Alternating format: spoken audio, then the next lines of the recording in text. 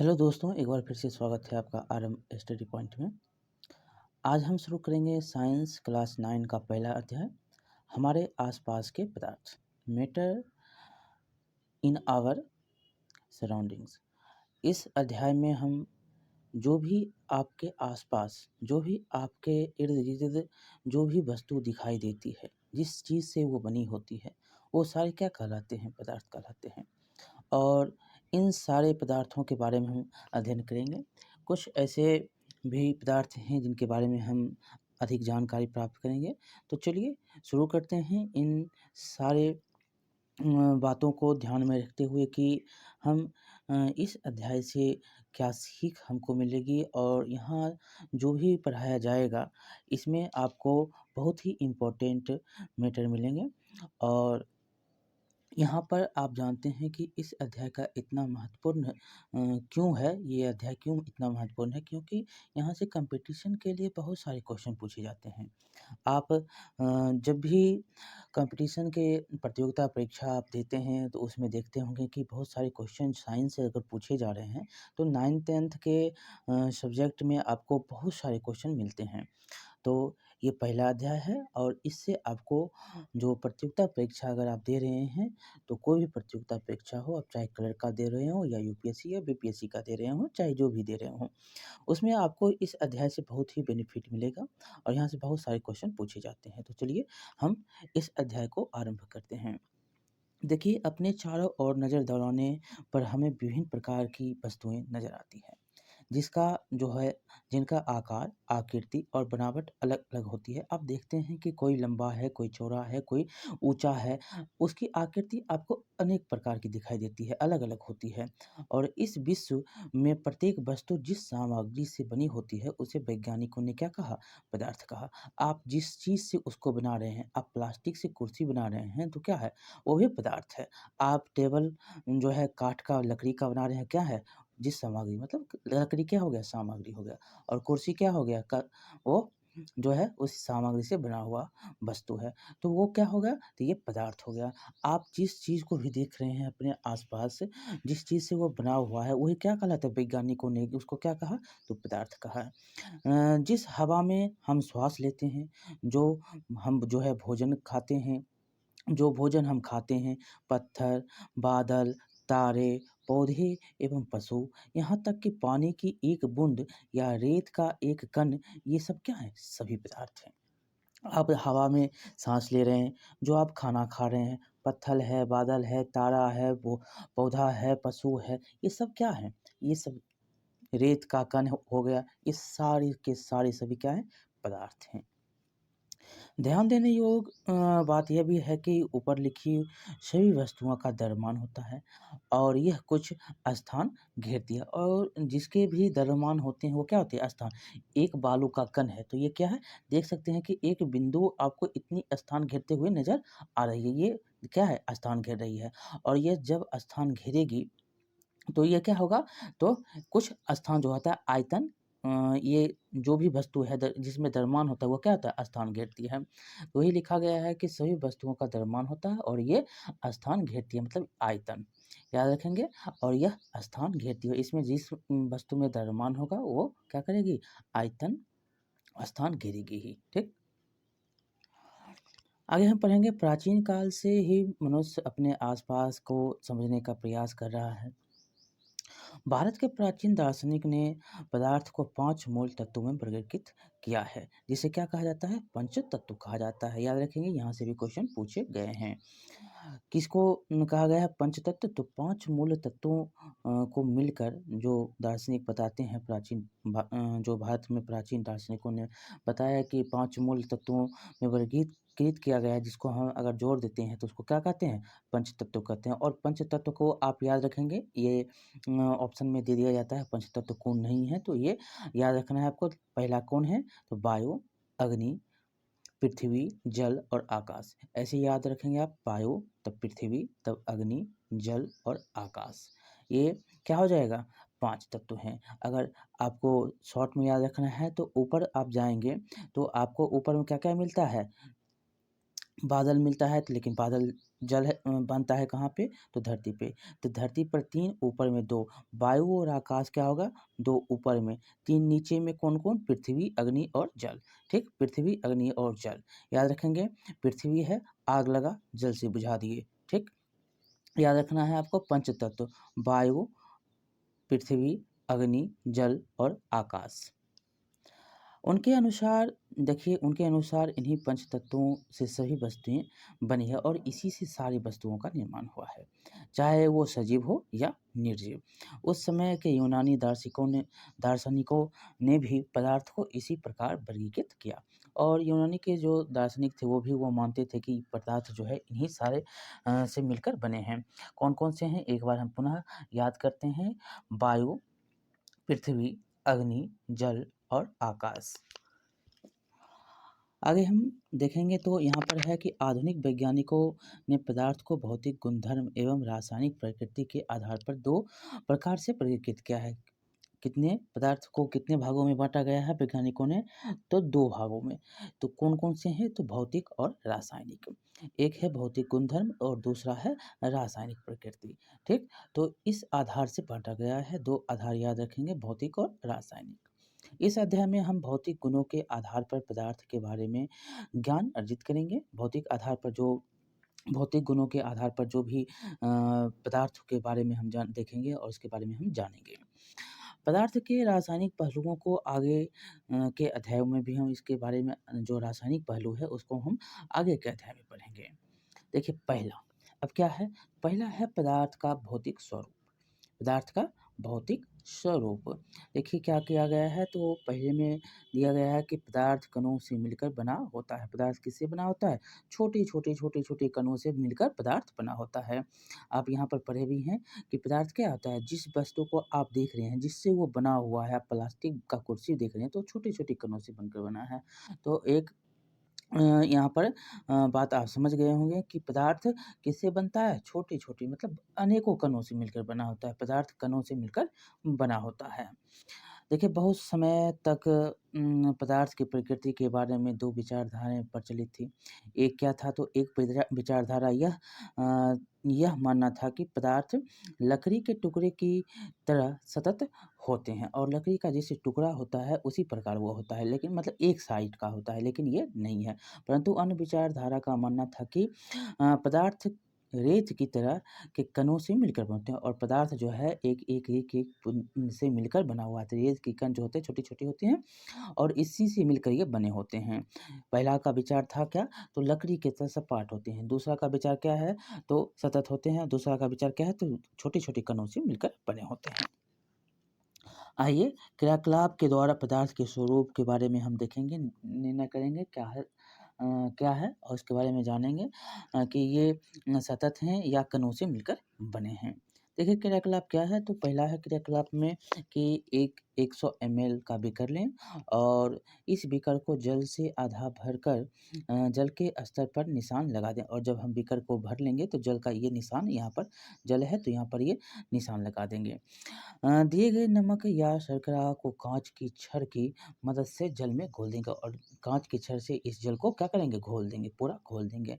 जल के स्तर में आए बदलाव पर हम ध्यान देंगे। जब नमक को देखेंगे तो क्या होगा? ये घुल जाएगा और जल के स्तर में देखेंगे तो बदलाव कुछ आ रहा है, उसको हम ध्यान देंगे। आपके अनुसार नमक या शर्करा का क्या हुआ? ये क्या हुआ? घुल गया और यह गायब हो गया। ये क्या कहाँ ये कहाँ गायब हो गया? तो जल में ये घुल गया है। क्या जल के स्तर में कोई बदलाव आया है? तो आप देखेंगे जल के स्तर में कोई बदलाव नहीं आ रहा है। जब वो घुल जाता है तो जल के स्तर में बदलाव नहीं आ रहा है।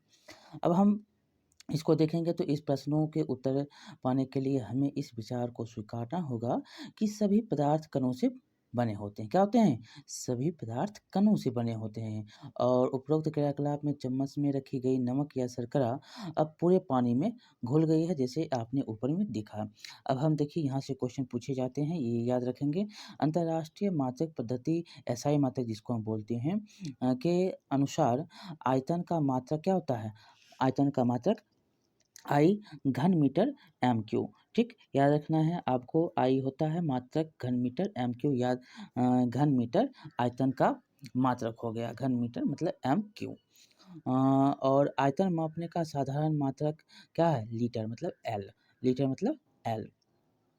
और आयतन के देंगे तो आई, और इसका मात्रक हो जाएगा एम क्यू। और जब हम आयतन मापने के साधारण मात्रक में देखेंगे तो लीटर को एल से सूचित करेंगे। देखिए 1 लीटर बराबर कितना हो जाएगा? तो 1 लीटर बराबर 1 लीटर है तो 1 DMQ।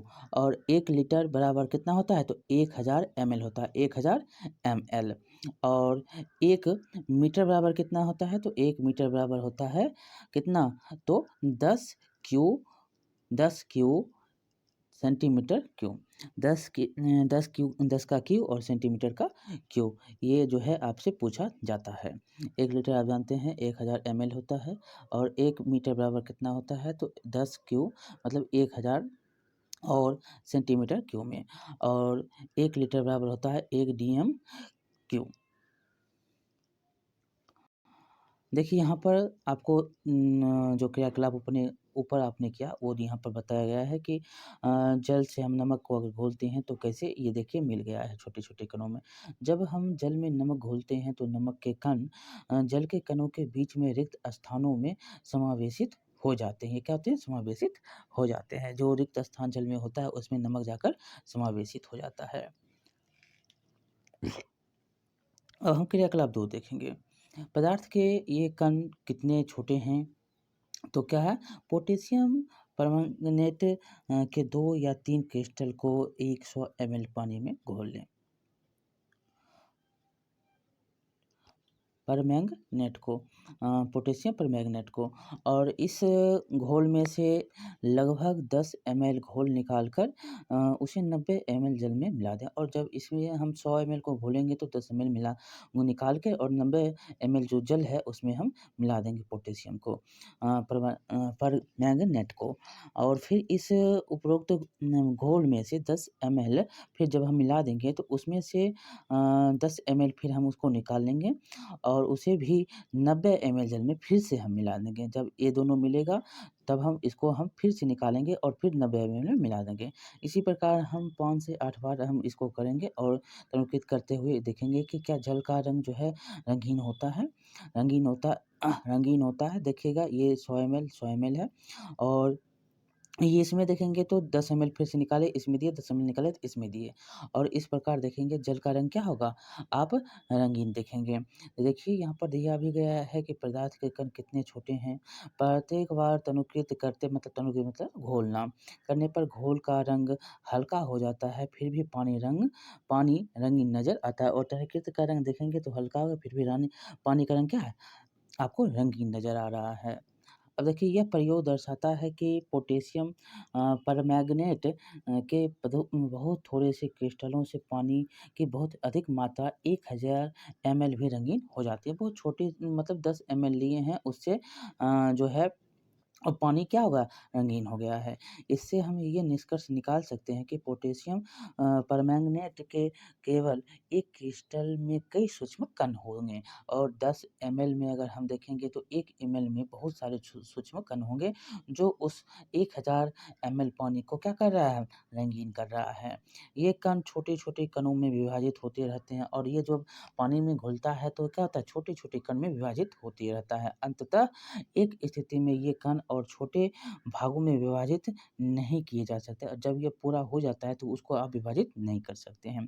पोटेशियम परमैंगनेट की जगह 2 ml डेटॉल से भी हम यह क्रियाकलाप कर सकते हैं। लगातार तनुकृत होने पर भी उसकी महक हमें मिलती रहती है, और जब देखेंगे डेटॉल को बहुत घुमाते रहें तब पर भी उसकी महक जो है आपको जो है मिल रही है। आप सूँघ रहे हैं तो आपको उसकी गंध आपको आती रहेगी।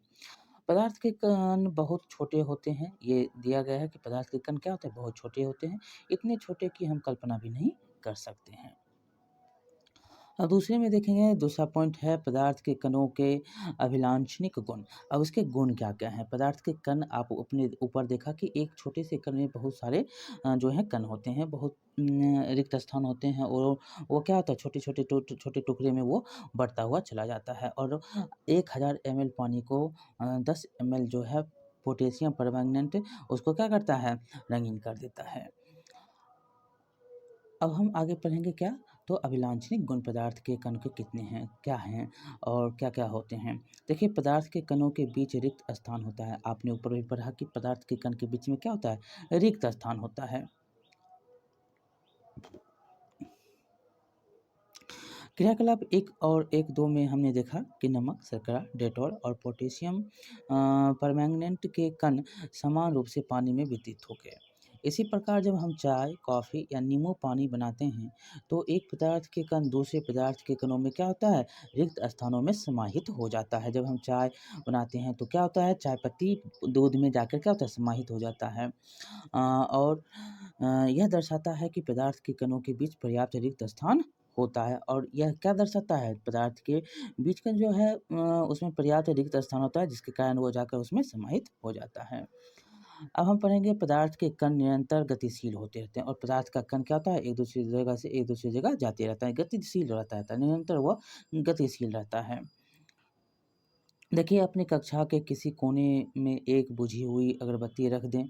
इसकी जो है सुगंध लेने के लिए आपको इसके कितने समीप जाना पड़ता है। आप देखेंगे तो आप यहाँ पर अगरबत्ती जला रहे हैं, तो आप यहाँ पर हैं, तो यहाँ पर भी आपको गंध आ रहा है। किसके माध्यम से? वायु के माध्यम से। और यह छोटे-छोटे कण होते हैं जो आपके सुगंध के रूप में आपको महसूस होता है। अब अगरबत्ती जला दें, क्या होता है? क्या दूर से ही इसकी सुगंध आपको मिलती है। आपके प्रेक्षण को नोट यहाँ पर देखेंगे, तो यहाँ पर आप को क्या होता है? सुगंध जो है दूर से भी आपको मिलती है। क्रियाकलाप 4 में देखें, 1-4 में कि जल से भरे 2 गिलास या 2 बीकर लें। अपने बीकर के एक सिरे पर सावधानी से 1 बूंद लाल या नीली स्याही डाल दें और दूसरे में शहद डाल दें। एक में लाल और नीली स्याही डालिए और दूसरे में शहद डालिए। आप 3 ले लीजिए, 2 जिसमें आप देखेंगे तो इनको अपने घर में या कक्षा में कोने में रख दें। अपने प्रेक्षण को नोट के आप देखेंगे तो उसके रंग क्या होते हैं? ऊपर आप देखेंगे तो शहद ऊपर में आपको दिखाई देगा। आप अगर उसको नहीं मिलाते हैं, तो अगर मिला दिए तो क्या होता है? घुल जाता है। स्याही की बूँद डालने के बाद तुरंत आपको क्या देखा तो तुरंत डालेंगे तो पानी का ऊपरी परत जो है वो क्या होता है? उसका रंग बदल जाता है। और शहद की बूँद डालने के बाद देखेंगे तो ऊपर में आपको शहद दिखाई देता है। स्याही का रंग पूरे जल में एक समान रूप से फैलते में कितने दिन या घंटे लगते हैं? तो आप अगर मिला देते हैं तो मिल जाता है, अगर नहीं मिलाते हैं तो वो धीरे-धीरे आपको घंटे में मिल जाता है। अब क्रियाकलाप 1-5 में है कि 1 गिलास गर्म पानी और दूसरा ठंडा पानी से भरे गिलास में कॉपर सल्फेट और पोटेशियम परमैंगनेट जो है एक क्रिस्टल डालें और एक और रख दें। हिलाएँ नहीं, आप हिलाना नहीं है, एक और सिर्फ़ आप रख दीजिएगा। धीरे-धीरे देखिएगा तो वो नीचे की ओर सतह बैठने लगता है। क्रिस्टल को सतह पर बैठने दें। गिलास में ठोस क्रिस्टल की ठीक ऊपर क्या दिखाई देता है? तो आप देखेंगे तो ऊपर आपको पूरा परत प्लेन दिखाई दे रहा है। समय बीतने पर क्या होता है? तो समय बीतने पर उसका रंग जो है धीरे-धीरे, धीरे-धीरे बदलने लगता है। इससे ठोस और द्रव के कणों के बारे में क्या पता चलता है? तो क्या होता है? एक-दूसरे से वो मिलते समायोजित हो रहा है। क्या तापमान के बाद मिश्रित होने की दर बदलती है? क्यों और कैसे? जब देखेंगे तो तापमान अब धीरे-धीरे उसका बढ़ते जाता है, तो वह उसके दर में देखेंगे तो बदलाव होते रहता है। उसका कण जो है एक-दूसरे से समाहित होते रहता है और उसका रंग जो है बदलते रहता है। देखिए, उपरोक्त में क्या होता है? तीनों में आप देखेंगे तो निष्कर्ष क्या निकलता है? तो पदार्थ के कण निरंतर गतिशील होते हैं, अर्थात उसमें गतिज ऊर्जा। देखिए, ये क्वेश्चन जो है पूछा गया है कि पदार्थ जो है निरंतर गतिशील होता है और उसमें क्या होता है? गतिज ऊर्जा होती है। पदार्थ में क्या होता है? गतिज ऊर्जा होती है। तापमान बढ़ने से कणों की गति क्या होती है? तेज होती है। और आपको हमने पहले ही बताया कि अगर तापमान बढ़ रहा है तो वो जल्दी समायोजित होगा। और इसीलिए हम कह सकते हैं कि तापमान बढ़ने से कणों की जो गतिज है ऊर्जा भी बढ़ जाती है, और जब तापमान अधिक होगा तो कण का जो गतिज ऊर्जा है वो भी क्या होगा? हाई होगा। उपरोक्त तीनों क्रियाकलाप में हमने देखा कि पदार्थ के कण अपने आप ही एक दूसरे के साथ अंतर्मिश्रित हो जाते हैं। ऐसा कणों के रिक्त स्थानों में समावेश के कारण होता है। और ऐसा क्यों होता है? तो रिक्त कण है उसके कारण जो है वो समावेश होते रहता है।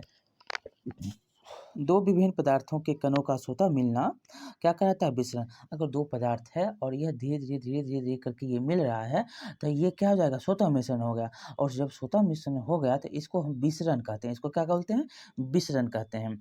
दो पदार्थ है और इसको हम रख दिए हैं और ये धीरे-धीरे करके आप दिन में रखे हैं और शाम तक देखेंगे तो ये मिश्रित हो चुका है। तो ये क्या है? स्वतः हो रहा है। स्वतः जैसे ही होगा तो ये क्या हो जाएगा? इसको हम विसरण कहते हैं।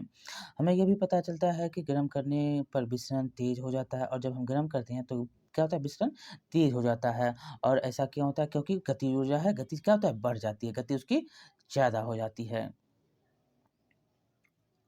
अब हम पढ़ेंगे पदार्थ के कण एक दूसरे को आकर्षित करते हैं। आपने ऊपर पढ़ा कि जब हम स्वतः अगर रख देते हैं तो कुछ समय देते हैं तो वह स्वतः क्या होता है? विसरण कर जाता है मतलब मिल जाता है। और अब हम पढ़ेंगे कि एक दूसरे को वो आकर्षित करता है। रिक्त स्थान जो होती है उसमें पूर्ति करता है और यह एक दूसरे को आकर्षित करने के दौरान ही होता है और दोनों मिलते हैं जिसके कारण समावेश के कारण जो है उसका रंग परिवर्तित होता है। या आप देखेंगे कि उसके जगह जो है एक-दूसरे के बदलते हैं और दोनों जो है एक साथ मिल जाता है कुछ समय के बाद, तो वो विषण कहलाता है। और अब हम पढ़ेंगे जो कि एक-दूसरे को वो कैसे आकर्षित करता है। पदार्थ के कण जो होते हैं एक-दूसरे को आकर्षित कैसे करते हैं और क्यों करते हैं, इसके बारे में हम पढ़ेंगे अब। देखिए क्रियाकलाप में दिया गया है कि इस खेल को एक मैदान में खेलें। आगे बताए गए ढंग में 4 समूह बनाकर मानव श्रृंखला बनाएँ और पहला समूह मिस्मी नर्तकों की तरह एक-दूसरे को पीछे से कसकर पकड़ लें। एक देख सकते हैं कि एक-दूसरे को ये पीछे कसकर पकड़ा हुआ है। इसको क्या बोलते हैं? यदि मिस्मी नर्तक। इस प्रकार से ये नाच होता है। अ, आगे क्या है तो आगे लिखा गया है कि दूसरा समूह एक-दूसरे का हाथ पकड़कर मानव श्रृंखला बना ले। तीसरा समूह केवल उँगली के सिरे से छूकर एक श्रृंखला बनाए उँगली एक-एक उँगली पकड़ेगा बस, उसे बनाएगा। अब चौथा समूह जो है उपरोक्त वर्णित तीनों मानव श्रृंखलाओं को तोड़ कर छोटे समूह में बाँटने का प्रयास करेगा। किसको आप तोड़ेंगे सबसे पहले तो उँगली वाले को। आप देखेंगे तो कुछ किस समूह को तोड़ना आसान होगा और क्यों? यदि हम प्रत्येक विद्यार्थी को पदार्थ का एक कण मानें, तो किस समूह में कणों ने एक-दूसरे के सबसे अधिक बल से पकड़ रखा है? तो आप देखेंगे तो यहाँ पर आपको सबसे ज़्यादा पकड़ किसके पास है? तो इसके पास है। तो एक-दूसरे से ये पकड़ के रखा हुआ है। आप मानव श्रृंखला में देखेंगे तो हाथ-हाथ से पकड़ के रखा है, तो उसको तुरंत हम छुड़ा सकते हैं। और यहाँ पर देखेंगे तो पूरा बाँह पकड़ के रखा हुआ है, एक-दूसरे को जकड़ के रखा हुआ है। अब क्रियाकलाप हम दूसरा देखेंगे तो एक लोहे की कील, एक चॉक का टुकड़ा और एक रबर बैंड लें। एक पर हथौड़ा मारकर, काटकर या खींचकर उसे भंगुर करने का प्रयास करें। आप हथौड़ा किस में मारेंगे? कील पर। चॉक को क्या करेंगे? तो काटेंगे और खींचेंगे किसको? तो रबर को। तो यहाँ पर इन तीनों में से किसके कण अधिक बल से एक दूसरे से जुड़े हुए हैं? तो आप देखेंगे तो कील में अधिक बल लगता है। क्या लगता है? अधिक बल लगता है। और जब हम ठोस पदार्थ में अगर हम उसको ठोस पदार्थ से उस पे वार करेंगे तो अधिक बल लगेगा किस पे? तो कील पर। और देखेंगे रबर पर क्या है? उतना बल नहीं लग रहा है। अब हम क्रियाकलाप दूसरा देखेंगे 1.8 जो कि एक थाली में जल लेकर उसे उँगली से काटने का प्रयास करें। उँगली जल है और इसका उँगली से आप इसको काटिए। क्या जल की सतह कटती है? तो नहीं। अगर जल की सतह कट रही है तो वह स्थान एक-दूसरे को वो देख रहे हैं, तो क्या करता है? सटा लेता है।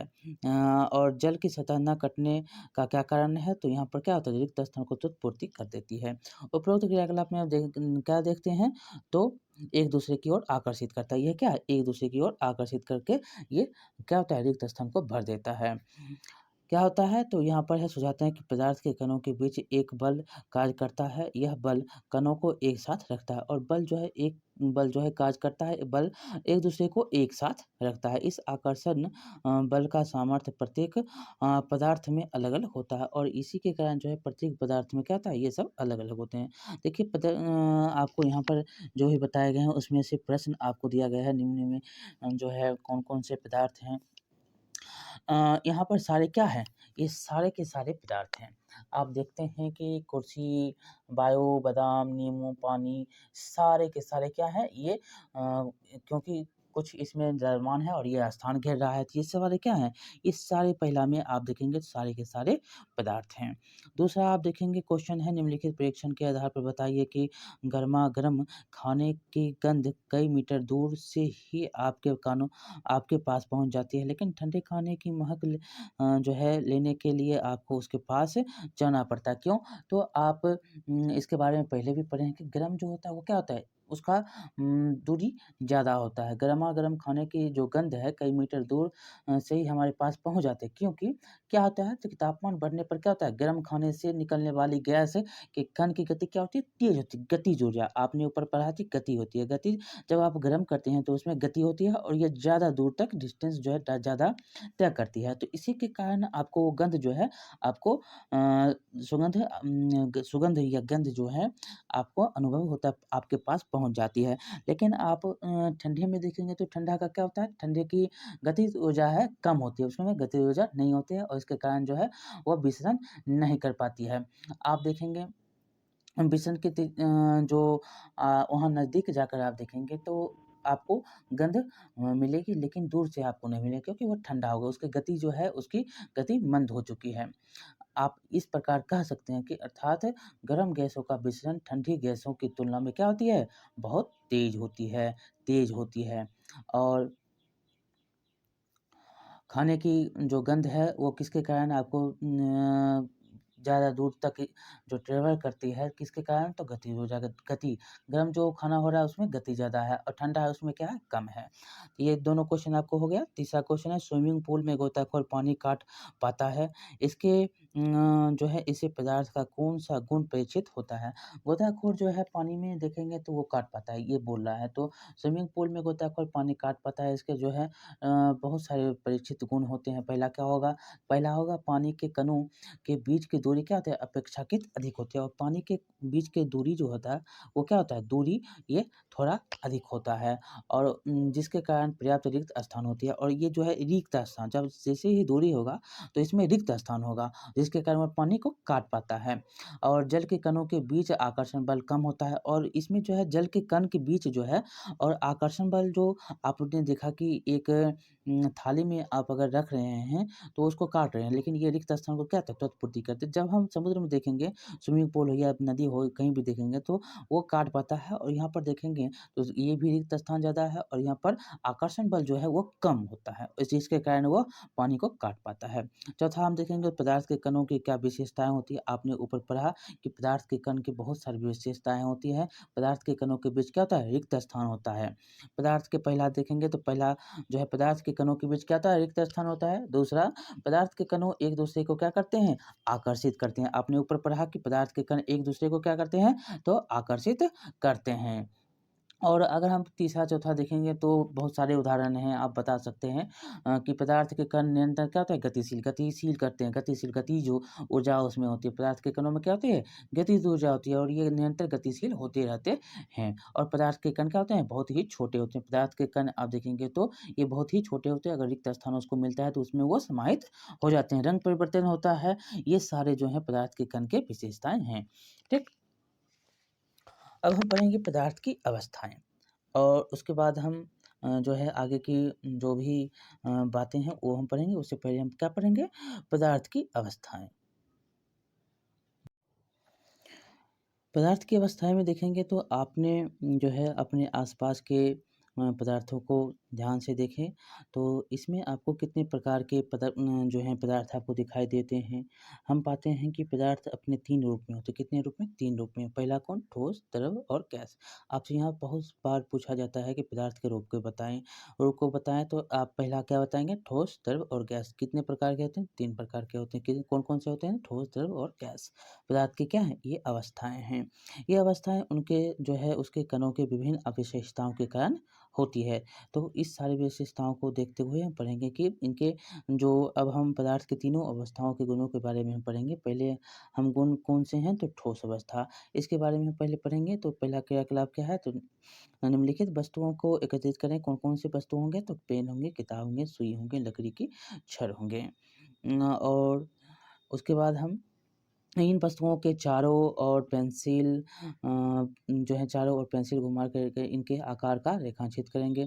क्या इन सभी का निश्चित आकार, स्पष्ट सीमाएँ या स्थिर आयतन है? तो ये सारे होते हैं इनमें। इन पर हथौड़ा मारने, खींचने या गिराने से क्या होता है?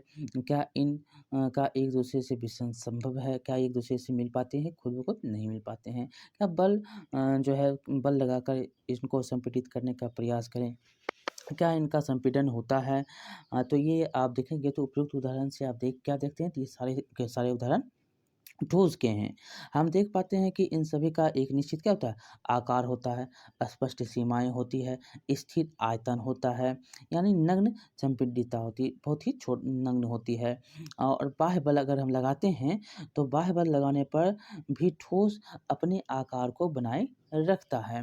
बल लगाने पर ठोस क्या होता है, टूट जाता है, लेकिन इनका आकार नहीं बदलता। अगर बल लगा रहे हैं, तो आप अगर कील तोड़ रहे हैं सॉरी कील पर अगर आप जो है बल लगा रहे हैं, ठोक रहे हैं हथौड़ा से, तो ये क्या होता है, अगर ज़्यादा बल लगेगा तो बीच से वो टूट जाता है, लेकिन उसका आकार में परिवर्तन नहीं होता है। इसीलिए ये क्या होते हैं, दृढ़ मतलब मजबूत होते हैं। निम्नलिखित विचार यहाँ पर करने के लिए कहता है कि रबर बैंड को क्या माना जाएगा, तो रबर बैंड क्या है? नहीं है, ठोस नहीं है। क्या खींचकर इनका आकार बदला जा सकता है? क्या ये ठोस हैं? विभिन्न आकार के बर्तनों में रखने पर चीनी और नमक उन्हीं बर्तनों के आकार में ले लेता है। क्या ये ठोस है? क्या ये ठोस होते हैं? और स्पंज क्या है? ये ठोस हैं, लेकिन फिर भी इनका संपीड़न संभव है। क्यों हो? तो ये सभी क्या हैं? ठोस ही हैं। क्या? क्या है? तो ये सारे के सारे आपने अभी पढ़ा, जो रबर है, जो आपने पढ़ा अभी बर्तन है, ये सारे के सारे क्या हैं? ठोस हैं। क्योंकि बाह्य बल लगाने अब रबर को आप देखते हैं कि अगर बाह्य बल लगता है तो रबर क्या होता है, टूट जाता है, यहाँ पर से टूट जाता है। हमने आपको ऊपर पढ़ाया नहीं टूटता, लेकिन ये क्या होता है, टूट जाता है। बाह्य बल लगाए जाने पर ये क्या होता है, टूट जाता है। क्या होता है, बाह्य बल लगाए जाने पर रबर बैंड का आकार बदलता है और बल हटा देने पर पुनः आपके मूल के आकार में आ जाता है। अत्यधिक बल लगाने पर क्या होता है, टूट जाता है। आपको हमने ऊपर बताया है कि अगर हम देखते हैं बाह्य बल अगर लगा रहे हैं तो उसका आकार बदल रहा है, लेकिन ज़्यादा अगर बल लगाते हैं तो वो क्या होता है, बीच से ही टूट जाता है। ठीक? चाहे हम शर्करा या नमक को अपने हाथ में ले लें या प्लेट या किसी जार में रख लें। इसमें क्या होता है, क्रिस्टलों के आकार नहीं बदलता, और इसमें देखेंगे तो इसमें क्रिस्टल का आकार क्या होता है, नहीं बदलता है। स्पंज में देखेंगे तो बहुत छोटे छिद्र होते हैं जिनमें वायु का समावेश होता है। स्पंज जो आप देखते हैं तो उसमें क्या होता है, छोटे-छोटे छिद्र होते हैं और इसमें वायु का समावेश होता है। जब हम इसको दबाते हैं तो क्या होता है, ये दब जाता है और छोड़ते हैं तो क्या होता है, बाहर उसका वायु निकलता है, तो ये क्या होता है, ऊपर की ओर आता है। तो दबाते हैं तो वो वायु बाहर निकलती है, जिसके कारण इसका संपीड़न संभव होता है।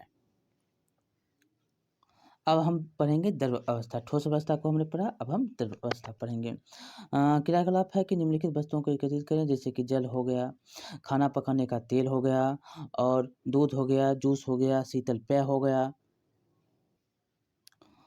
और दूसरा में है विभिन्न आकार के बर्तन, प्रयोगशाला के एक मापक सिलेंडर की सहायता से इस बर्तनों में 50 एमएल पर निशान लगाएँ। आप देखेंगे तो प्रयोगशाला के रूप में आप जो गैस सिलेंडर आता है उसमें आप 50 एमएल डाल के और निशान लगा देंगे। इन द्रवों को फर्श पर डाल देने पर क्या होगा, किसी एक द्रव का 50 एमएल मापकर विभिन्न बर्तनों में क्रमशः एक-एक करके डालें। क्या प्रत्येक बार आयतन एक समान रहता है? क्या द्रव का आकार एक समान रहता है? द्रव को एक बर्तन से दूसरे बर्तन में उड़ने पर क्या ये आसानी से बहता है? तो आप देखेंगे तो द्रव क्या होता है, आसानी से आपको बहते हुए नज़र आता है। परीक्षण में आप पाते हैं कि द्रव का आकार नहीं है। क्या है? द्रव का आकार निश्चित नहीं होता है। द्रव का आकार नहीं, लेकिन आयतन निश्चित होता है। द्रव का आकार आपसे पूछा भी जाता है कि द्रव का आकार निश्चित है तो नहीं। इसको आप कटोरी में भी रख सकते हैं, जो सिलेंडर में भी रख सकते हैं। कोई बर्तन में भी आप एक-दूसरे से उड़ेल के रख सकते हैं। लेकिन इसका जो है आयतन निश्चित रहता है, और इसका आयतन निश्चित रहता है, द्रव्यमान जो है आकार जो है वो निश्चित रहता है, आकार नहीं लेकिन आयतन निश्चित रहता है। जिस बर्तन में इन्हें रखा जाए तो ये उसी आकार में रूप जो जिस बर्तन में आप ले रखिएगा उसी आकार में वो उसी आकार में वो ले लेते हैं, और उसी आकार में आपको वो द्रव जिस वस्तु में आप जिस बर्तन में रखना चाहते हैं उसी में रह जाएगा। द्रव्यों में बहाव होता है। आप देखते हैं द्रव्य में अगर आप गैस सिलेंडर भराने जाते हैं तो आपको वो गंध आपको क्यों महसूस होता है? क्यों आपको गंध आपके नाकों तक पहुँचता है? तो ये क्या होता है? आपको अनुभव होता है, क्यों होता है? तो ये इसका बहाव होता है। द्रव्य में क्या होता है? बहाव होता है और इसका जो है इनका आकार बदलता है और इसका आकार भी बदलता है। इसीलिए ये दीर्घ नहीं लेकिन तरल होते हैं और द्रव क्या होता है? तरल होता है। याद यहाँ पर आपको 2-3 पॉइंट रखना है। इसका जो है आकार निश्चित नहीं रहता है, आयतन निश्चित रहता है। इसको हम किसी भी बर्तन में रख सकते हैं, इसका आकार जो है उसी अनुसार बदल जाता है। द्रवों में क्या होता है? बहाव होता है, ये तरल होता है, इसमें जो है आकार बदलता रहता है। आकार क्या है? निश्चित नहीं है तो ये क्या होगा? बदलेगा ही। यहाँ पर 3-4 पॉइंट थे, आपको हमने बताया बहुत बार यहाँ से पूछे जाते हैं।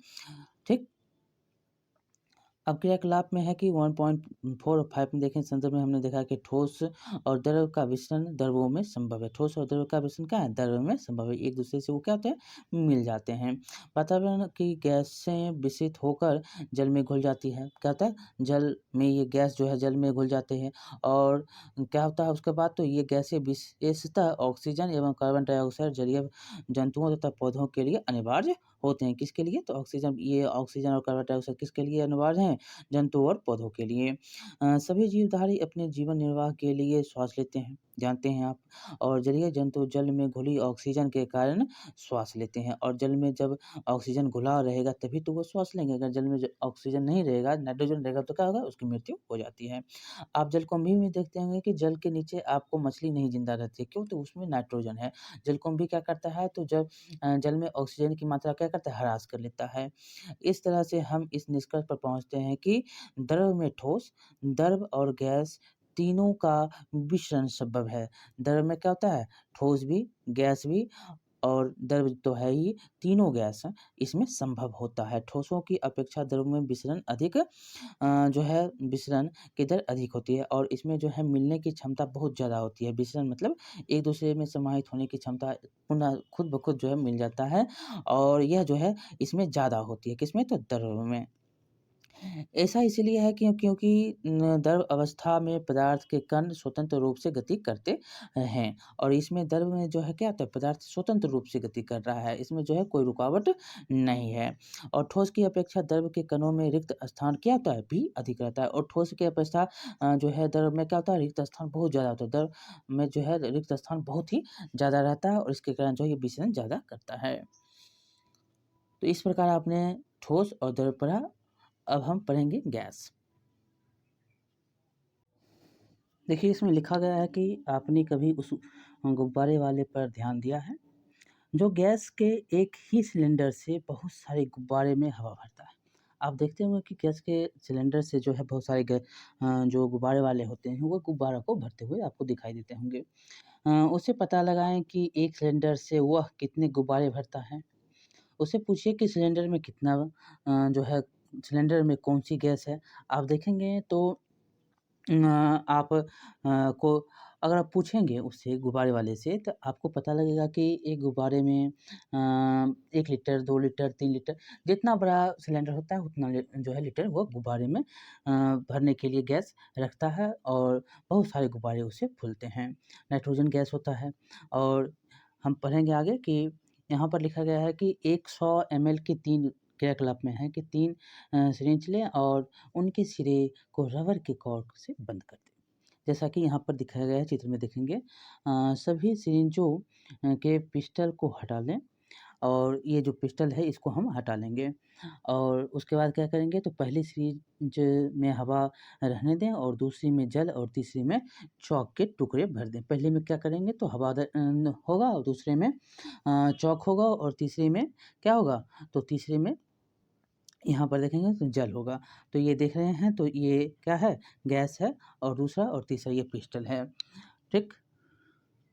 आगे है कि पिस्टल को वापस सिरिंज में लगाएँ। सिरिंज के पिस्टल में गतिशीलता आसान करने के लिए उसे उस पर थोड़ी वैसलीन लगा दें। उसमें जो है गतिशील हो इसीलिए उसमें थोड़ा वैसलीन लगाने के लिए कहता है। अब पिस्टल को सिरिंज में डालकर संपीड़ित करने की कोशिश, उसको दबाइए। देखेंगे तो क्या होता है, तो यहाँ पर रबर का कॉर्क है। क्या आपने देखा, तो इस स्थिति में पिस्टल क्या होता है, आसानी से अंदर चला जाता है। आप जब सिरिंज में देखेंगे तो ये पिस्टल है और यहाँ से दबाते हैं तो क्या होता है, अंदर चला जाता है, आराम से अंदर वो चला जाता है। अपने परीक्षण का अनुमान लगाने के लिए कहता है, आपने क्या देखा, तो हमने देखा कि ठोसों एवं द्रवों की तुलना में गैस की कंप्रेशन जो होता है, क्या होता है, काफ़ी अधिक होता है। आप संपीड़ितता उसमें दबाएँगे तो क्या होगा, ज़्यादा दूर तक जाएगा। ये क्या होगा, ज़्यादा अप होगा, उसका ज़्यादा होगा। हमारे घरों में खाना बनाने वाले में उपयोग जो होता है वो क्या होता है, यही होता है। जो एलपीजी होता है, द्रवीकृत पेट्रोलियम गैस जो होता है, या अस्पतालों में दिए जाने वाले ऑक्सीजन सिलेंडर में संपीड़ित गैस होती हैं, क्या होता है, वो दाब से होता है, उच्च दाब से उसको भरा जाता है। तो ये आपने अभी देखा कि ये जगह जो है, आप इसको अगर दबाते हैं तो वो जल्द ही आसानी से दब जाता है, तो ये इसलिए होता है, ठीक है? तो यहाँ पर आप समझ गए होंगे कि इस बार ये परीक्षण जो आपने किया, इसमें क्या था? तो हमने ये देखा कि ठोसों और द्रव जो अवस्था है, उसकी तुलना में गैस क्या होता है? अधिक होता है। क्या होता है? संपीड़ितता उसमें अधिक होती है, मतलब कंप्रेशन जो होता है उसका ज़्यादा होता है। और हमारे घरों में जो खाना बनाने के लिए आप जिस गैस का उपयोग करते हैं, हमारे घरों में जो खाना बनाने में जो उपयोग किए जाते हैं गैस, वो क्या होते हैं? तो वो द्रवीकृत पेट्रोलियम गैस होते हैं, द्रव होता है मतलब एलपीजी, लिक्विड पेट्रोलियम गैस। या अस्पताल में जो आप ऑक्सीजन का सिलेंडर में संपीड़ित गैस होती है, जो अस्पताल में आप देखते हैं क्या होता है, ऑक्सीजन होता है, उसमें क्या होता है, ऑक्सीजन होता है, उसमें सिलेंडर में जो है संपीड़ित गैस दाब के द्वारा भरा जाता है, ठीक? आजकल वाहनों में ईंधन के रूप में संपीड़ित प्राकृतिक गैस सीएनजी जो होता है, सीएनजी होता है, वो क्या होता है, वाहन में उपयोग किया जाता है। आप जानते हैं कि बहुत सारे अब आंदोलन भी चल रहे हैं कि प्रकृति को बचाने के लिए आपको सीएनजी का उपयोग करना है। तो सीएनजी क्या होता है, प्रकृति के लिए लाभदायक होता है, इसमें धुआँ जो है नहीं निकलता है, और यह ज़्यादातर आप शहरों में देखते होंगे टेम्पू, बस बहुत सारे जो हैं अब सीएनजी से चलने लगे हैं। आजकल वाहन में जो है इस ईंधन का उपयोग किया जाता है। ईंधन का क्या नाम है? सीएनजी, संपीड़ित प्राकृतिक गैस। संपीड़ित प्राकृतिक गैस का उपयोग होता है। संपीड्यता काफ़ी अधिक होती है, इसका क्या होता है, दबाव बहुत ज़्यादा होता है।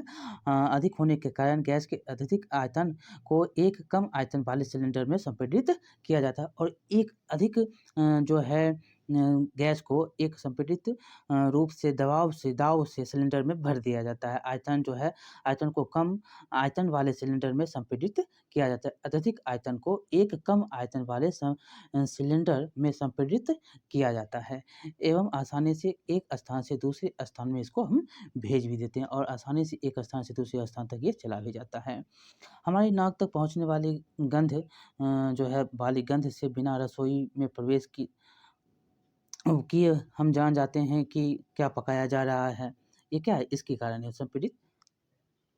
और उसके बाद देखेंगे क्यों हमारे नाक तक वो पहुँच जाता है। ये गंध हम तक कैसे पहुँचती है? तो गैस के कारण पहुँचती है। खाने की गंध के कण जो होता है वायु में मिल जाते हैं, और क्या होता है, खाने के जो गंध होते हैं वो क्या होता है, वायु में मिल जाते हैं, और वो हमारे नाक तक पहुँच जाता है और हमको गंध अनुभव होने लगता है। ठीक? ये खाने की गंध के कण वायु में मिल जाते हैं और रसोई से फैलकर हम तक पहुँच जाते हैं। यह गंध के कण और दूर भी जा सकते हैं, और क्या होता है, ये गंध के कण दूर भी जा सकते हैं। पके हुए गर्म खाने के महक हमारे पास तक कुछ ही क्षणों में पहुँच जाते हैं। आपने ऊपर भी पढ़ा कि ज़्यादा वो क्या होता है, गतिज करता है। गतिज है, गतिज में ऊर्जा है तो उसमें क्या होता है, ज़्यादा दूर तक हो जाता है। इसी कारण वह हम तक पहुँच जाता है। इसकी तुलना ठोस एवं द्रवों के विसरण से करें। कणों की तेज गति और अत्यधिक रिक्त स्थानों के कारण गैसों का अन्य गैसों में विसरण बहुत तीव्रता से होता है, और आप जानते हैं कि इसमें बहुत ज़्यादा जो है क्या है, रिक्त स्थान है, और रिक्त स्थान होने के कारण जो है इसमें बहुत ज़्यादा से विसरण होता है, तीव्रता से होती है। यही यहाँ पर दिया गया है कि कणों की तेज गति और अत्यधिक रिक्त स्थानों के कारण गैस का अन्य गैसों में विसरण बहुत तीव्रता से होती है। यहाँ पर ये जो है बताया भी गया है कि यहाँ पर तीव्रता क्यों ज़्यादा होती है। तो देखिए ठोस में क्या है, कम है, रिक्त क्या है, कम है, तरल में क्या है, थोड़ा थोड़ा थोड़ा यहाँ पर है, और गैस में देखेंगे बहुत ज़्यादा रिक्त स्थान है। क्या है, बहुत ज़्यादा रिक्त स्थान है, इसलिए इसमें ज़्यादा जो है विसरण होता है, तीव्रता विसरण जो है बहुत ही तीव्र होता है। यहाँ पर ए और बी और सी में दिया गया है कि तीनों अवस्थाओं में कणों का योजनाबद्ध आवर्धित चित्र दिया गया है। आवर्धित चित्र में देखा भी गया है कि कणों की गति आप देख सकते हैं, और उसमें तुलना कर सकते हैं कि कैसे जो है इसमें ज़्यादा गति कैसे कर रहा है।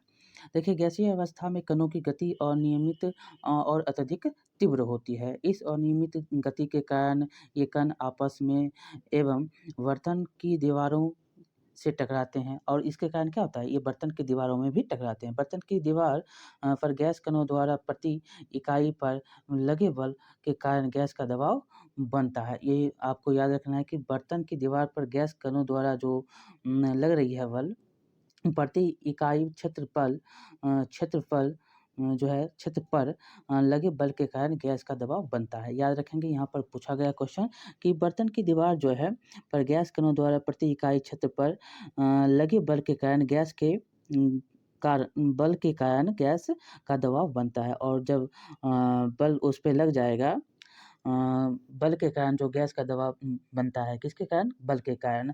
जो गैस का कण है उसके प्रति इकाई क्षेत्रफल पर जो बल लग रहा है उसके कारण जो है गैस का दबाव बनता है। ये आपको यहाँ से ठोस और द्रव और गैस के बारे में हमने पढ़ा, बहुत ही इम्पोर्टेंट है, यहाँ से बहुत सारे क्वेश्चन पूछे जाते हैं। घर में आप जो उपयोग करते हैं एलपीजी, और जो ईंधन वाहन में करते हैं वो सीएनजी होता है। ठीक, अब है प्रश्न। देखिए पहला क्वेश्चन क्या है, तो किसी तत्व के द्रव्यमान प्रति इकाई आयतन को घनत्व कहते हैं। आपने पहले भी पढ़ा है कि किसी तत्व के द्रव्यमान इकाई, जितना भी द्रव्यमान इकाई है और उसी को हम क्या बोलते हैं, उसी को हम घनत्व बोलते हैं। किसी तत्व के द्रव्यमान प्रति इकाई आयतन को घनत्व कहते हैं। जैसे देखिए घनत्व बराबर क्या होता है, आयतन बाय द्रव्यमान बाय आयतन, सॉरी, घनत्व बराबर क्या होता है, द्रव्यमान बाय आयतन। तो बढ़ते हुए घनत्व के क्रम में निम्नलिखित को व्यवस्थित करने के लिए कहता है, वायु है, चिमनी का धुआं है, शहद है, जल है, चौक है, रुई और लोहा है।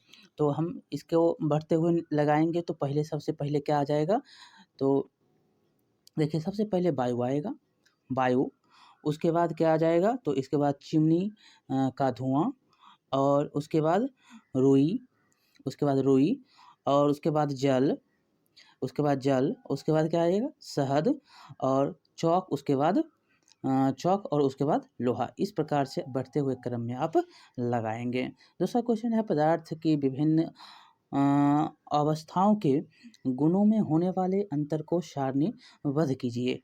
और बी नंबर क्वेश्चन है, निम्नलिखित पर टिप्पणी कीजिए। दीर्घता, संपीड्यता, तरलता, बर्तन में गैस का भरना, आकार, गतिज ऊर्जा एवं घनत्व। तो इन सभी का आंसर जो है इस प्रकार आप दे सकते हैं। अगर हम आंसर देने के क्रम में आएंगे तो इसके बहुत सारे जो हैं सभी के डिटेल में आंसर आएंगे। तो आप ऊपर आपने पढ़ा भी है कि किसको हम पदार्थों की विभिन्न अवस्थाओं के गुण में आप देखेंगे तो पहला आकार हो गया, आयतन हो गया, दीर्घता या तरलता हो गया, कणों के बीच आकर्षण बल हो गया, कणों की स्थिति हो गया, कंप्रेसिबिलिटी हो गया, मतलब संपीड्यता हो गया, विसरण हो गया, ये सब जो हैं। तो इसके आकार में हम देखेंगे ठोस, द्रव और गैस में, तो आकार में किसका आकार को देखेंगे तो ठोस क्या होता है, निश्चित आकार एवं स्पष्ट सीमाएं, किसका, तो ठोस का। और इसमें आकार में, द्रव में देखेंगे आकार तो क्या हो जाएगा, तो कोई निश्चित नहीं होता है, कोई आकार में निश्चितता नहीं होती है, और जिस बर्तन में आप रख देंगे उसी बर्तन में वो उसी प्रकार का आकार ले लेता है। और गैस में अगर हम देखेंगे तो आकार में तो कोई निश्चित आकार गैस का भी नहीं होता है। उसी प्रकार अगर आप आयतन में जाएंगे, अवस्थाओं में आयतन को देखेंगे तो आयतन में क्या हो जाएगा, ठोस का आयतन निश्चित होता है, और द्रव का क्या होता है, आयतन इसमें भी निश्चित होता है। लेकिन गैस में अगर हम जाएंगे तो कोई भी निश्चित आकार नहीं होता है, कोई भी निश्चित जो है आयतन नहीं होता है, किसका, तो गैस का। और यह जिस बर्तन में रखी जाती है उसी का आकार एवं आयतन ले लेता है, कौन, तो गैस। और अगर हम तरलता या दीर्घता में जाएँगे तो देखेंगे ठोस में क्या होता है, तो ये दीर्घ होते हैं तथा बहते नहीं हैं और इसी ठोस होता है, ठीक? और हम द्रव में देखेंगे तो क्या होता है, तो ये दीर्घ नहीं होता है, द्रव जानते हैं कि पानी होता है, पानी मतलब तरल, तरल क्या होता है, बह जाता है। और गैस क्या है, तो गैस भी क्या है, एक जो है ये भी बह सकती है, कौन, तो गैस। और हम कण के रूप में देखेंगे, कण के बीच आकर्षण में देखेंगे तो ठोस में क्या होता है, तो ठोस में अधिकतम होता है और द्रव में देखेंगे तो ठोस से कम होता है। क्या होता है, ठोस से क आकर्षण जो होता है वो द्रव में ठोस से कम होता है। और जब हम गैस में देखेंगे तो ठोस और द्रव दोनों से किसमें कम होगा, तो गैस में होगा। तो इस प्रकार आप बता सकते हैं और इसमें टिप्पणी करने के लिए कहता है दीर्घता किसको कहते हैं, संपीड्यता किसको कहते हैं। तो आप दीर्घता को आप ऐसे बता सकते हैं, पदार्थ का वह गुण जो वह गुण जो उसे बाह्य बल के मतलब बाहरी बल से के विरुद्ध अपने आकार को बनाए रखने की चेष्टा करता है। मतलब जो बाहर से आप ठोस दे रहे हैं, उसको वो चाहता है क्या करेंगे, रेज़ोल्यूटिव मतलब उसको उसी आकार में बनाए रखने की चेष्टा करते रहता है। उसी को हम क्या बोलते हैं, दीर्घता बोलते हैं। ठोस में कणों के बीच आकर्षण बल क्या होता है, अधिक होता है और इसीलिए ये क्या होता है, दीर्घ होता है। और द्रव और गैस दीर्घ नहीं होते हैं और द्रव और गैस कैसा होता है, दीर्घ नहीं होता है। और संपीड्यता में हम देखेंगे तो यहाँ पर देखिए दूसरा है संपीड़न मतलब कंप्रेसिबिलिटी। तो ये हो जाएगा पदार्थ के कणों के बीच रिक्त स्थान होते हैं, आप जानते हैं। और बाह्य दबाव जब हम बाहरी बल देते हैं के कारण ये क्या होता है, कण समीप आ जाता है। मतलब आप संपीड़ित गैस मतलब सीएनजी को आपने देखा तो क्या था, सीएनजी मतलब संपीड़ित ही गैस होता है सीएनजी में, आप देखें जो वाहन में उपयोग किया जाता है। और पदार्थ के इस गुण को हम क्या कहते हैं, संपीड्यता कहते हैं। द्रव तथा गैस संपीड़ित होते हैं, आप जानते हैं। गैस सावधिक संपीड़ित की जा सकती है। ठोस की संपीड्यता क्या होती है, नग्न थोड़ा होता है, नग्न होती है, इसीलिए इसका आकार एवं आयतन क्या होता है, निश्चित होता है। ठोस का क्या होता है, आकार एवं आयतन निश्चित होता है। अब हम तरलता को देखेंगे तो तरलता में ये तरलता है, तरलता में जो पदार्थ के बहने की प्रवृत्ति को हम क्या कहते हैं, तरलता कहते हैं। तरल में कौन से आते हैं, तो द्रव भी है और गैस भी है। इसीलिए इसको हम क्या बोलते हैं, इसीलिए हम इसको तरल भी कहते हैं, तरल पदार्थ भी कहते हैं। अब हम हैं बर्तन और बर्तन में गैस का भरना। तो बर्तन में गैस का भरना आप संपीड़ित रूप से आप करते हैं। अत्यधिक जो है दाब देते हैं, किसी बर्तन में गैस को आसानी से भरा जा सकता है क्योंकि उसके कण क्या होते हैं, सभी दिशाओं में गतिशील गति करते रहते चलते रहते हैं और ये क्या होता है, पूर्णतः फैल जाता है। ऐसा करने से क्या होता है, अत्यधिक गतिज ऊर्जा के कारण इसको आप नग्न अंतरान्विक बल के कारण जो है ये होता है और इसको आप अति अधिक अधिक ऊर्जा के कारण इसको दबा देते हैं और ये नग्न छोटी-छोटी जो होते हैं, वो क्या होता है, उसी में समाहित हो जाता है और वो भरा जाता है किसी भी बर्तन में। आकार को शेप किसको कहते हैं, आकार। उसके बाद है आकार। तो आकार में आप याद रखेंगे ठोस पदार्थों में अधिकतम अंतरान्विक बल होता है। क्या होता है, इंटर मॉलिक्यूलर फोर्स होता है और इसीलिए इसका जो है आकार निश्चित होता है, किसका, तो ठोस का।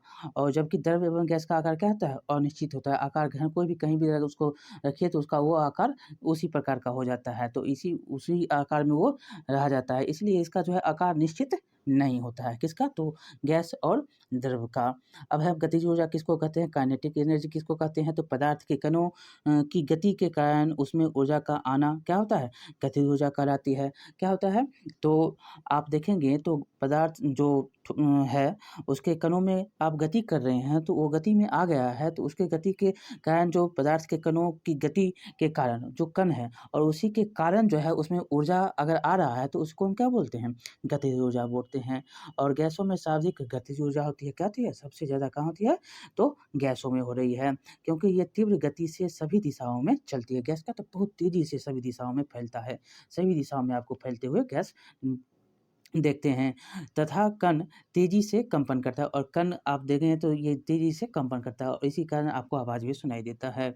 द्रव में गैसों के कम तथा ठोस में न्यूनतम गतिज ऊर्जा होती है, कहाँ पर होती है, कम। तो द्रव एवं गैसों से कम कहाँ पर होती है, न्यूनतम गतिज ऊर्जा, तो ये ठोस में होती है। आपने इसको पढ़ लिया। घनत्व किसको कहते हैं, डेंसिटी। तो किसी पदार्थ का घनत्व प्रति इकाई आयतन के द्रव्यमान के बराबर होता है, ऊपर आपने पढ़ा है। तो घनत्व किसको कहते हैं? किसी पदार्थ का घनत्व प्रति इकाई आयतन के द्रव्यमान के बराबर होता है। प्रति इकाई जो द्रव्यमान है जो है आयतन के द्रव्यमान के बराबर होता है। जैसे आप यहाँ पर घनत्व है, घनत्व यहाँ पर लिख दिए तो बराबर द्रव्यमान बाय आयतन, द्रव्यमान बाय आयतन, आयतन, और ये क्या हो जाएगा? यही हो जाएगा घनत्व। और इसको हम इस प्रकार से भी बता सकते हैं, d density by m by v. ठीक, आपने इसको पढ़ा। अब हम जो है कारण बताएंगे। आंसर अगर हम करेंगे तो पूरा आंसर करने में आपको समय लगेगा। आंसर आप चाहते हैं तो आंसर भी हम करते हुए चले जा रहे हैं, समझते हुए भी जा रहे हैं। तो कारण बताने के लिए कहता है गैस पूरी तरह उस बर्तन को भर देती है जिसमें इसे रखते हैं। तो देखिए गैस को आपको पहले भी इसमें भी पढ़े थे कि गैसों के कणों के जो है गतिज ऊर्जा अत्यधिक क्या होती है? अत्यधिक होती है, तथा इसके बीच आकर्षण बल जो होता है वो नग्न होने के कारण वह सभी दिशाओं में तीव्र गति से विचलन करती है, और तथा जिस बर्तन में रखी जाती है उसको क्या करता है? ये पूरा भर देता है इसी के कारण। और गैस बर्तन की दीवारों पर दबाव डालती है।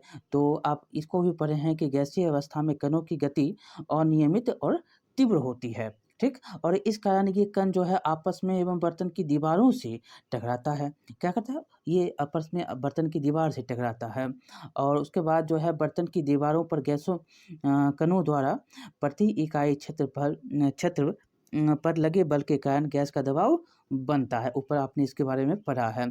तीसरा क्वेश्चन है आपका, लकड़ी की मेज ठोस कहलाती है। लकड़ी की मेज क्या कहलाती है? ठोस कहलाती है। तो लकड़ी की मेज ठोस कहलाती है क्योंकि यह एक दृढ़ वस्तु है जिसका आकार एवं आयतन क्या होता है? जो ठोस है उसका आकार और आयतन क्या होगा? निश्चित होगा।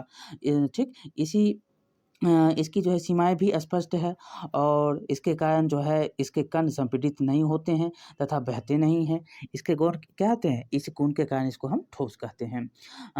डी नंबर क्वेश्चन है कि हवा में हम आसानी से अपना हाथ चला सकते हैं, लेकिन एक ठोस लकड़ी के टुकड़े में हाथ चलाने के लिए हमें कराटे में दक्ष होना पड़ेगा।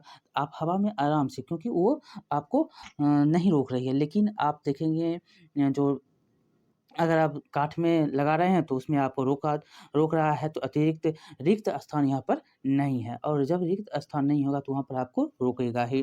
और हवा में क्या है? रिक्त स्थान है। तो हवा में हम आसानी से अपना हाथ चला सकते हैं क्योंकि हवा में क्या है? कणों के बीच अत्यधिक रिक्त स्थान होता है। कण के बीच में थोड़ा-थोड़ा दूर होता है इसीलिए। और कणों के बीच आकर्षण बल क्या होता है? उसमें कम होता है, नगण्य होता है। इसीलिए हम बहुत कम बाह्य बल से भी जो है हाथ इधर-उधर कर लेते हैं। लेकिन लकड़ी के टुकड़ा में आप देखेंगे तो कण है बिल्कुल पास-पास होता है, क्या होता है? बंधा होता है, क्लोज़ होता है, और इसी के कारण वो मजबूत होता है, और जब मजबूत होगा तो आप उसको क्या करेंगे? नहीं तोड़ सकते हैं, नहीं इधर से उधर कर सकते हैं। लेकिन उसमें अत्यधिक बल लगाएँगे तभी वो टूटेगा। अगर आपका उस पे बल जो है कुल्हाड़ी से लगाए, कुछ चीज़ों से लगाते हैं, हाथ से लगाते हैं तो नहीं टूटता है। अगर आप कराटे में दक्ष हैं तो वो टूट सकता है। अब चौथा क्वेश्चन है, सामान्यतः ठोस पदार्थों की अपेक्षा द्रवों का घनत्व कम होता है। क्या? तो द्रव कम होता है, ठोस का घनत्व ज़्यादा होता है। लेकिन आपने बर्फ़ के टुकड़े को जल में तैरते हुए देखा होगा, पता लगा ये ऐसा क्यों होता है? तो ऐसा क्यों होता है? तो इसीलिए होता है कि बर्फ़ जो है पानी में जमने से बनता है। आप ये भी जानते हैं बर्फ़ क्या होता है? पानी में जमता है, इसलिए वो बनता है, जिसकी संरचना में अत्यधिक रिक्त स्थान रह जाता है, और जो पानी में नहीं होते हैं, जो पानी में नहीं होता है, जो बर्फ़ में है, और जो है अत्यधिक रिक्त स्थान उसमें है। यह पिंजरे की तरह होता है, जो कैज लाइक होता है वो पिंजरे की तरह होता है, संरचना की बनी होती है। जिससे उसका जो है आयतन क्या होता है? उतनी ही मात्रा में जल में अधिक हो जाता है। जब हम बर्फ़ को उतनी ही मात्रा में देंगे तो वो जल में क्या हो जाएगा? आयतन उसका अधिक हो जाता है, तथा आयतन के बढ़ने से घनत्व क्या होता है? जल में भी आयतन अगर बढ़ेगा तो घनत्व जल से भी कम हो जाता है। आयतन अगर बढ़ रहा है तथा आयतन के बढ़ने से घनत्व जल से भी वो कम हो जाता है। अतः बर्फ़ के टुकड़े जल में क्या होते हैं? तैरने लगते हैं, और इसके कारण ही बर्फ़ के टुकड़े जो हैं जल में तैरने लगता है। आगे है, हम पढ़ेंगे आगे इसके बारे में कि क्या पदार्थ अपनी अवस्था को बदल सकता है? पदार्थ जो है अपनी अवस्था को बदलता है या नहीं बदलता है? इसके बारे में देखें, ये बदलता है। तो कैसे बदलता है, नहीं बदलता है, इसके बारे में हम पढ़ेंगे। तो लिखा गया है कि अपने प्रेक्षण में हम जानते हैं कि जल पदार्थ की तीनों अवस्थाओं में रह सकता है। कौन? तो ठोस, द्रव और गैस। कौन रहता है? तो जल रहता है। जल किस में रहता है? तीनों अवस्थाओं, पदार्थ के तीनों अवस्थाओं में रहता है। देखिए ठोस में जैसे कि बर्फ हो गया, द्रव में जैसे कि जल हो गया और गैस में जैसे कि जल वाष्प हो गया। ये तीनों अवस्थाओं में कौन रहता है? तो पानी रहता है, जल रहता है। देखिए अवस्था बदलने के दौरान पदार्थ के अंदर क्या होता है? अवस्था के परिवर्तन से पदार्थ के कणों पर क्या प्रभाव पड़ता है? क्या हमें इन प्रश्नों के उत्तर नहीं खोजना चाहिए? देखिए इसमें हम इसके आंसर खोजेंगे। देखिए तापमान परिवर्तन का प्रभाव क्या है? तो क्रियाकलाप में लिखा गया है कि एक बीकर लीजिए और इसमें 150 ग्राम बर्फ का टुकड़ा लें एवं चित्र में जो दिखाया गया है, 1 नंबर चित्र में जो दिखाया गया है अनुसार प्रयोगशाला प्रयुक्त थर्मामीटर को एक इस प्रकार लटका दें कि थर्मामीटर का बर्फ जो है बल्ब बर्फ को छू रहा हो। नीचा जो है ये देख रहे हैं आँच लगा हुआ है। बीकर को गर्म करना शुरू कर दें। जब बर्फ पिघलने लगे तो तापमान नोट करें और जब पूर्णतः बर्फ का जो है जल में परिवर्तन हो जाए तो हम इसको नोट करेंगे और ठोस से द्रव अवस्था में होने वाले परिवर्तन के प्रेक्षण को भी हम नोट करेंगे। और अब बीकर में एक कांच के छड़ डालें और हिलाते हुए गर्म करें जब तक जल ना उबलने लगे। थर्मामीटर की माप पर बराबर नज़र रखें जब तक अधिकतर जल वाष्प ना बन जाए। जल के द्रव अवस्था से गैसीय अवस्था में परिवर्तन में प्रेक्षण नोट करेंगे। जब जल है तो द्रव हो रहा है, द्रव से ठोस भी होता है। इसके बारे में नोट करने के लिए कहता है। देखिए यहाँ पर पहले में दिया है बर्फ का जल से में बदलने की प्रक्रिया और जल से जल वाष्प में बदलने की प्रक्रिया। देखिए लिखा गया है कि ठोस के तापमान को बढ़ाने पर उसके कणों की गतिज ऊर्जा क्या होती है? बढ़ जाती है। जब हम ठोस है उसमें हम अगर तापमान बढ़ाएँगे तो क्या होगा? गतिज ऊर्जा वो हाई हो जाएगी। गतिज ऊर्जा में वृद्धि होने के कारण कण अधिक तेज़ी से कंपन करने लगा। और अगर हम उसमें गतिज ऊर्जा अगर ज़्यादा होगा तो क्या होगा? उसका कंपन ज़्यादा हो जाएगा। ऊष्मा के द्वारा प्रदत्त की गई ऊर्जा कणों के बीच के आकर्षण बल को पार कर लेती है और इसके कारण जो उसमें जो आकर्षण बल है, ऊर्जा के कणों के बीच में जो आकर्षण बल है उसको पार करता है और इस कारण कण अपने नियत स्थान को छोड़कर अधिक स्वतंत्र होकर गति करने लगते हैं और जब यह गर्म हो रहा है तो उसको क्या होता है? इसके कारण वो नियत जिस स्थान पे है उसको छोड़ देता है और स्वतंत्र रूप से वह गति करने लगता है। एक अवस्था ऐसी आती है जब ठोस पिघलकर द्रव में परिवर्तित हो जाता है। जब ये पूरा गर्म हो रहा है तो वो अपने स्थान को छोड़ देता है और जब अपने स्थान को वो छोड़ता है तो जब वो ठोस है उसमें वो क्या होता है? अब वो द्रव बनने लगा। वो क्या होता है? अब द्रव बनने लगता है। जिस यहाँ पर जो है कैसे वाष्प बन रहा है, ये यहाँ पर देखा है जल बन रहा है और यहाँ पर जैसे कैसे ये वाष्प बन रहा है, ये दिखाया गया है। जल है, बीकर है, काँच के थर्मामीटर है, लोहे के स्टैंड है, ये सब है।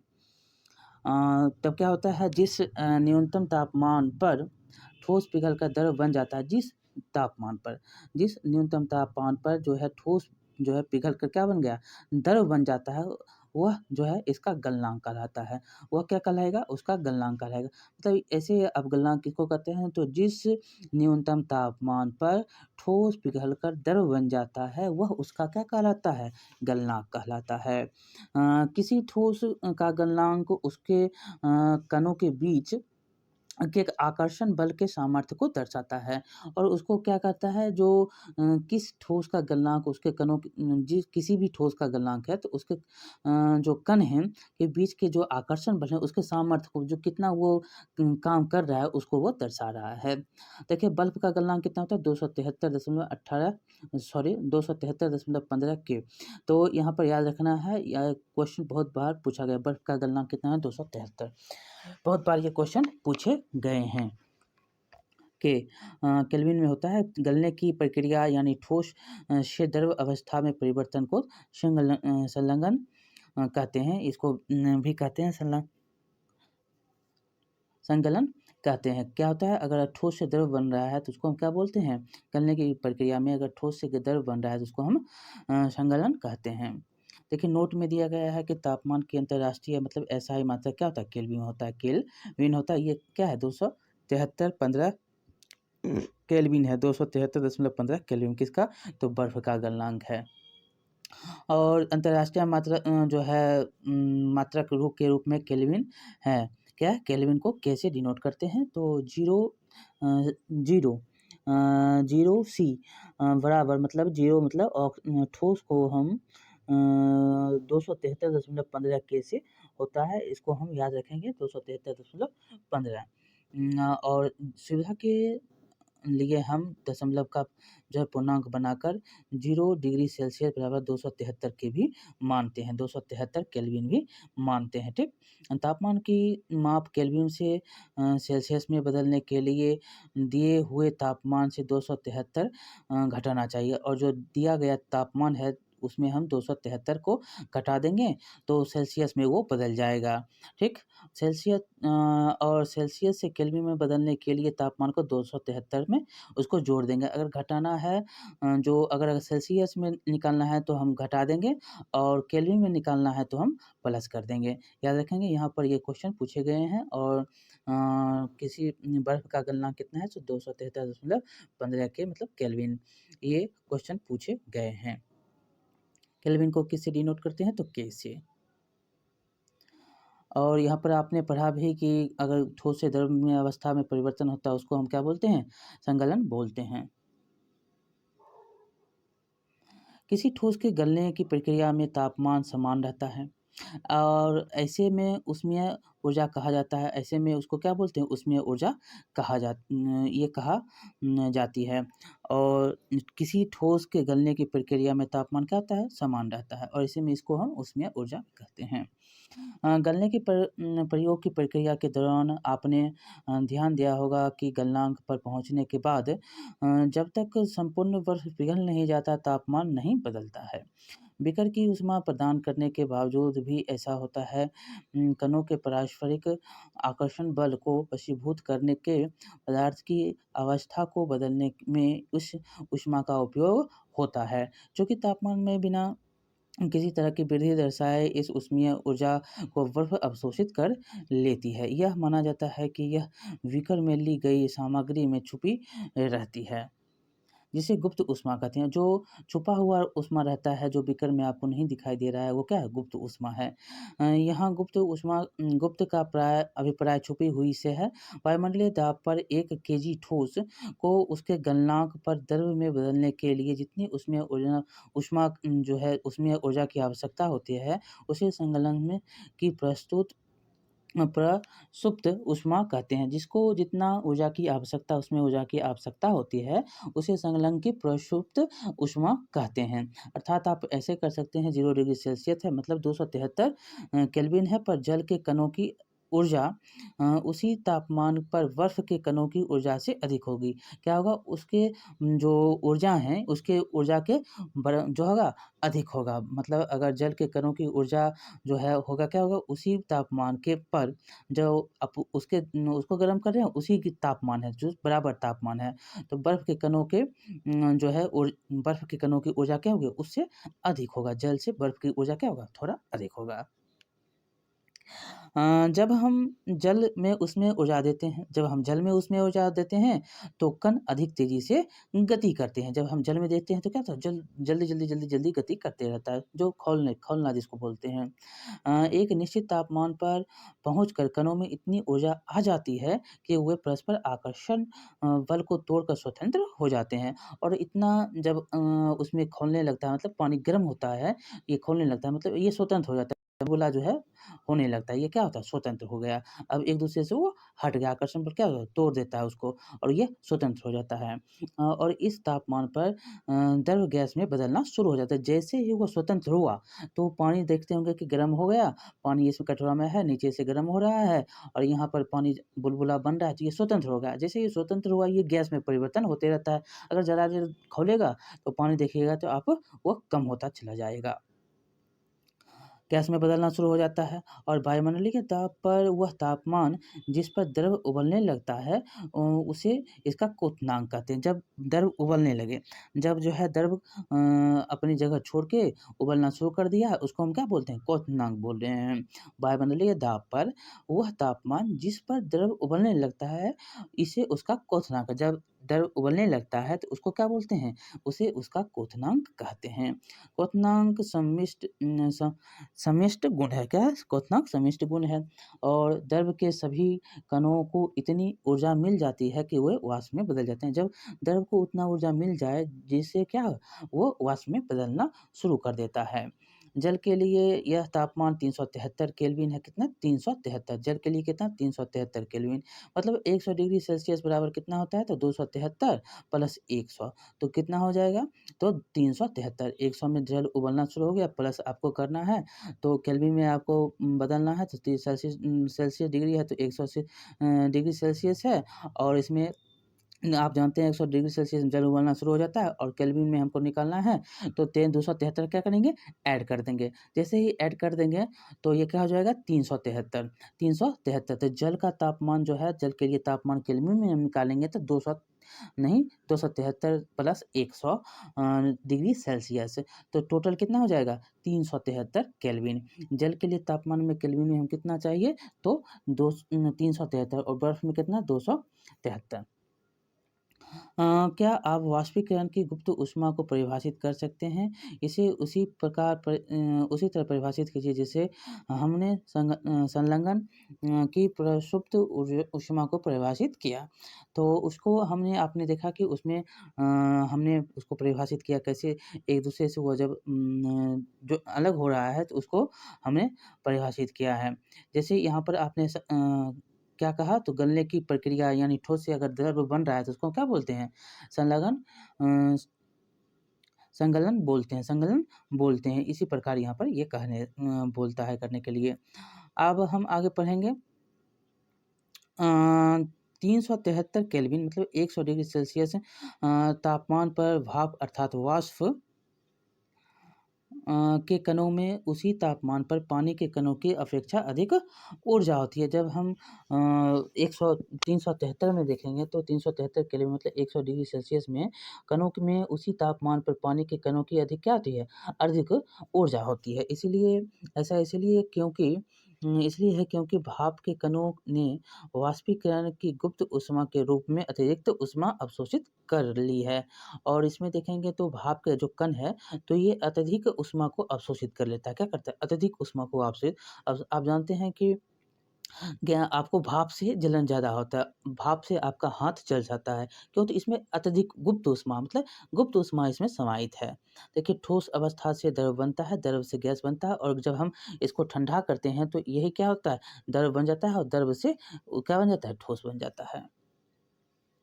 अतः हम यह कह सकते हैं कि तापमान बदलकर हम पदार्थ को एक अवस्था से दूसरी अवस्था में बदल सकते हैं।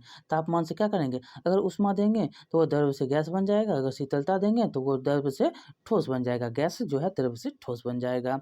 हमने सीखा कि गर्म करने पर पदार्थ की अवस्था क्या होती है? बदल जाती है और गर्म होने पर ये ठोस से द्रव और द्रव से गैस बन जाता है।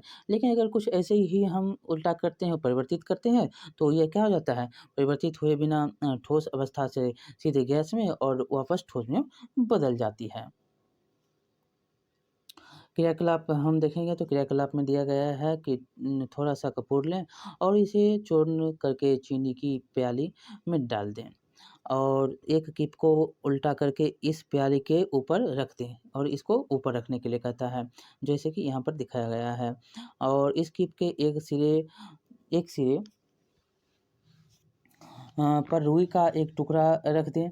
दर्शाया गया है यहाँ पर देख सकते हैं कि एक सिरे पर रुई का टुकड़ा है और यहाँ पर एक सिरे पर ये क्या है? रुई का टुकड़ा है और उल्टा हुआ बिकर है और ठोस कपूर है, ये कपूर है वाष्प बना हुआ, ये वाष्प जो है बनते हुए ये ठोस बन रहा है और चीनी का ये प्याली है और ये बर्नर है जिससे आग जा रही है। कपूर का ऊर्ध्वपातन मतलब ठोस अवस्था बिना जो है द्रव अवस्था बिना ही ठोस बन जाता है, उसको क्या बोलते हैं? ऊर्ध्वपातन बोलते हैं। तो यही यहाँ पर दिया गया है तो क्या होता है? द्रव अवस्था में परिवर्तित हुए बिना ठोस अवस्था में सीधे गैस में बदलने की प्रक्रिया को क्या कहते हैं? ऊर्ध्वपातन कहते हैं। बहुत बार ये क्वेश्चन पूछे गए हैं। जब जो है द्रव अवस्था में परिवर्तित हुए बिना ठोस अवस्था में परिवर्तन हो जाता है, सीधे गैस अवस्था में बदलने ठोस अवस्था से सीधे गैस मतलब ठोस है, वो डायरेक्ट गैस में परिवर्तित हो गया। नहीं, वो द्रव नहीं बनता है। तो इसी को हम क्या पढ़ते हैं? बीच का जो भाग है द्रव नहीं बना और ठोस से डायरेक्ट वो गैस बन गया तो इसी को हम क्या बोलते हैं? ऊर्ध्वपातन बोलते हैं। हाँ। और गैस से सीधे ठोस बनने की प्रक्रिया को निक्षेपण कहते हैं। जब हम गैस से ठोस बनेगा तो निक्षेपण, ठोस से गैस बनेगा तो ऊर्ध्वपातन। ये याद रखेंगे, बहुत बार क्वेश्चन पूछे गए हैं। गैस से सीधे ठोस बनेगा तो निक्षेपण कहलाएगा, और जो है ऊर्ध्वपातन कहलाएगा जब द्रव जो है ठोस अवस्था से सीधे गैस में बन जाएगा, द्रव नहीं बनेगा तो क्या हो जाएगा, ये ऊर्ध्वपातन हो जाएगा। द्रव अवस्था नहीं बनेगा और डायरेक्ट ठोस से ये गैस बन जाएगा, और गैस से जब ठोस बनेगा तो वह निक्षेपण कहलाएगा। अब हम पढ़ेंगे दाब परिवर्तन का प्रभाव। देखिए, हम जानते हैं कि घटक कणों के बीच की दूरी में अंतर होने के कारण पदार्थों की विभिन्न अवस्थाओं में अंतर होता है। जब हम घटक के बीच की दूरी को में देखें अंतर हो रहा है तो इसमें भी अंतर होगा। किसी सिलेंडर में भरी गैस पर दाब लगाने एवं संपीड़न करने पर क्या होगा? क्या इसके कणों में के बीच कंप्रेस मतलब करने में क्या होगा? क्या इसके कणों के बीच में दूरी कम हो जाएगी? क्या आपको लगता है कि दाब बढ़ाने पर या घटाने से पदार्थ की अवस्था में परिवर्तन हो सकता है? तो देखिए यहाँ पर दिया गया है, तो पिस्टन है और दबाव हम डालते हैं तो इसका जो है देख सकते हैं कैसे है। तो धीरे-धीरे हम दबाव डाल रहे हैं तो इसका क्या होता है, आकार में यहाँ पर परिवर्तन आ रहा है। दाब बढ़ने पर पदार्थ के कणों में समीप लाया जा सकता है। दाब बढ़ाएँगे तो पदार्थ क्या होगा, यहाँ पर देख रहे हैं एक-एक दूरी में है, फिर दाब दिए, फिर नज़दीक हो गया, फिर दाब दिए तो ये क्या हुआ, एकदम सट गया। देखिए, दाब के बढ़ने और तापमान घटने से गैस द्रव में बदल जाती है। याद रखेंगे, यहाँ से बहुत बार क्वेश्चन पूछे गए। ये जो है लाइन बहुत इंपॉर्टेंट है। दाब अगर बढ़ेगा, ठीक? दाब के बढ़ने और तापमान के घटने से गैस द्रव में परिवर्तित हो जाता है, बदल जाता है। गैस क्या होता है, द्रव में बदल जाता है। कैसे? तो दाब अगर बढ़ेगा और तापमान घटेगा। तापमान मतलब माइनस हुआ, दाब बढ़ा, तो क्या होगा, गैस द्रव में बदल जाता है। क्या आपने ठोस CO2 के बारे में सुना है? इसे उच्च दाब पर संग्रहित किया जाता है। किसको? CO2 को उच्च दाब पर संग्रहित किया। बहुत बार क्वेश्चन ये पूछे गए हैं।